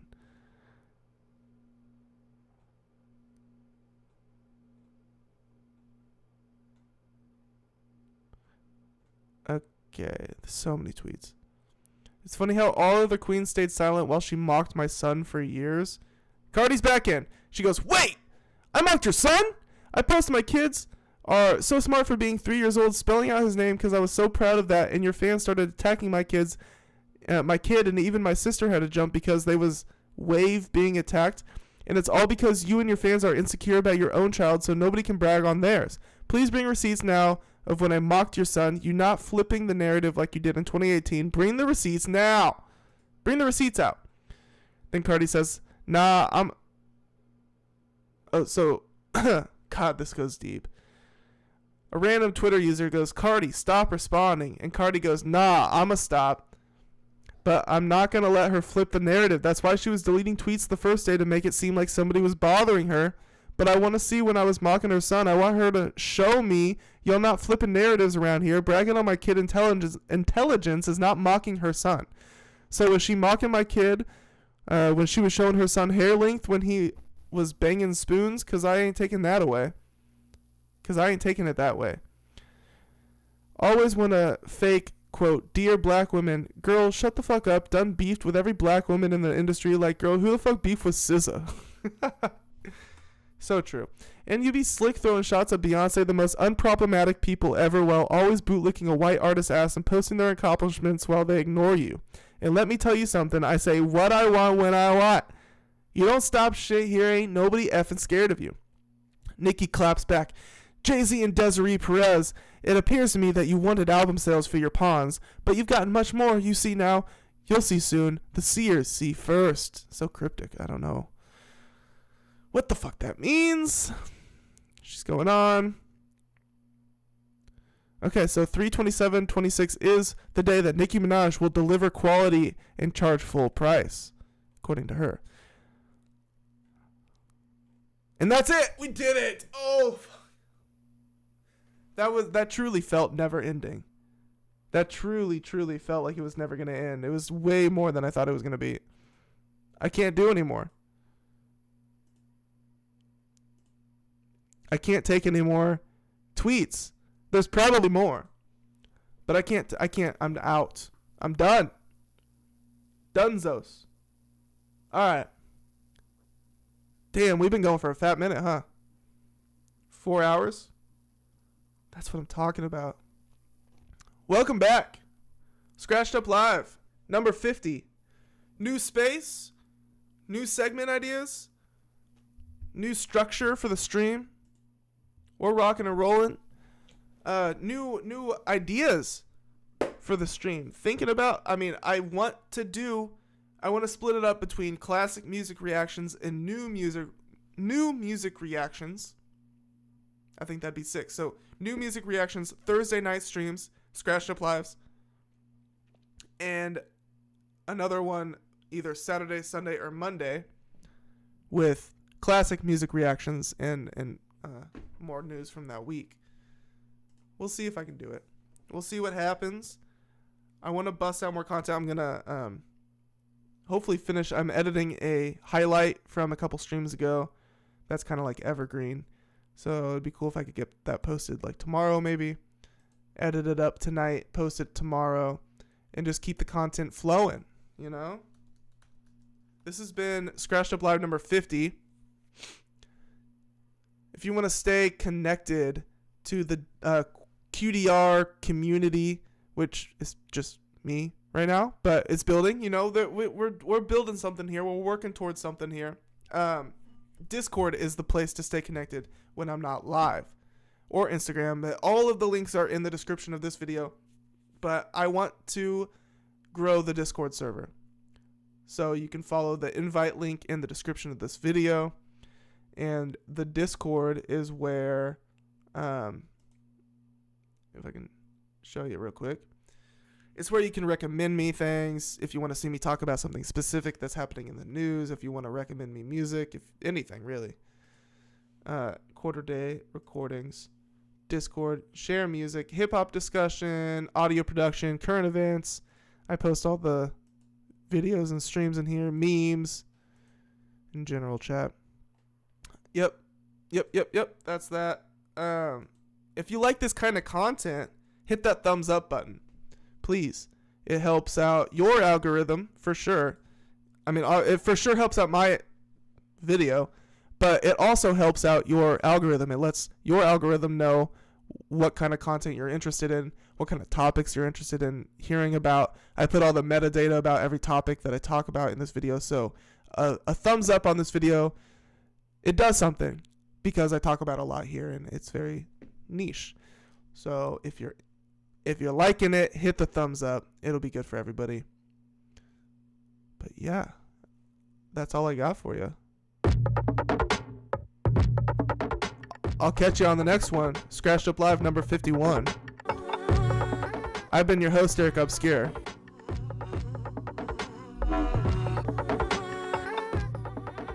I'm about to go to some haunted houses. Get spooked. It's spooky season. Alright. Good night. Peace.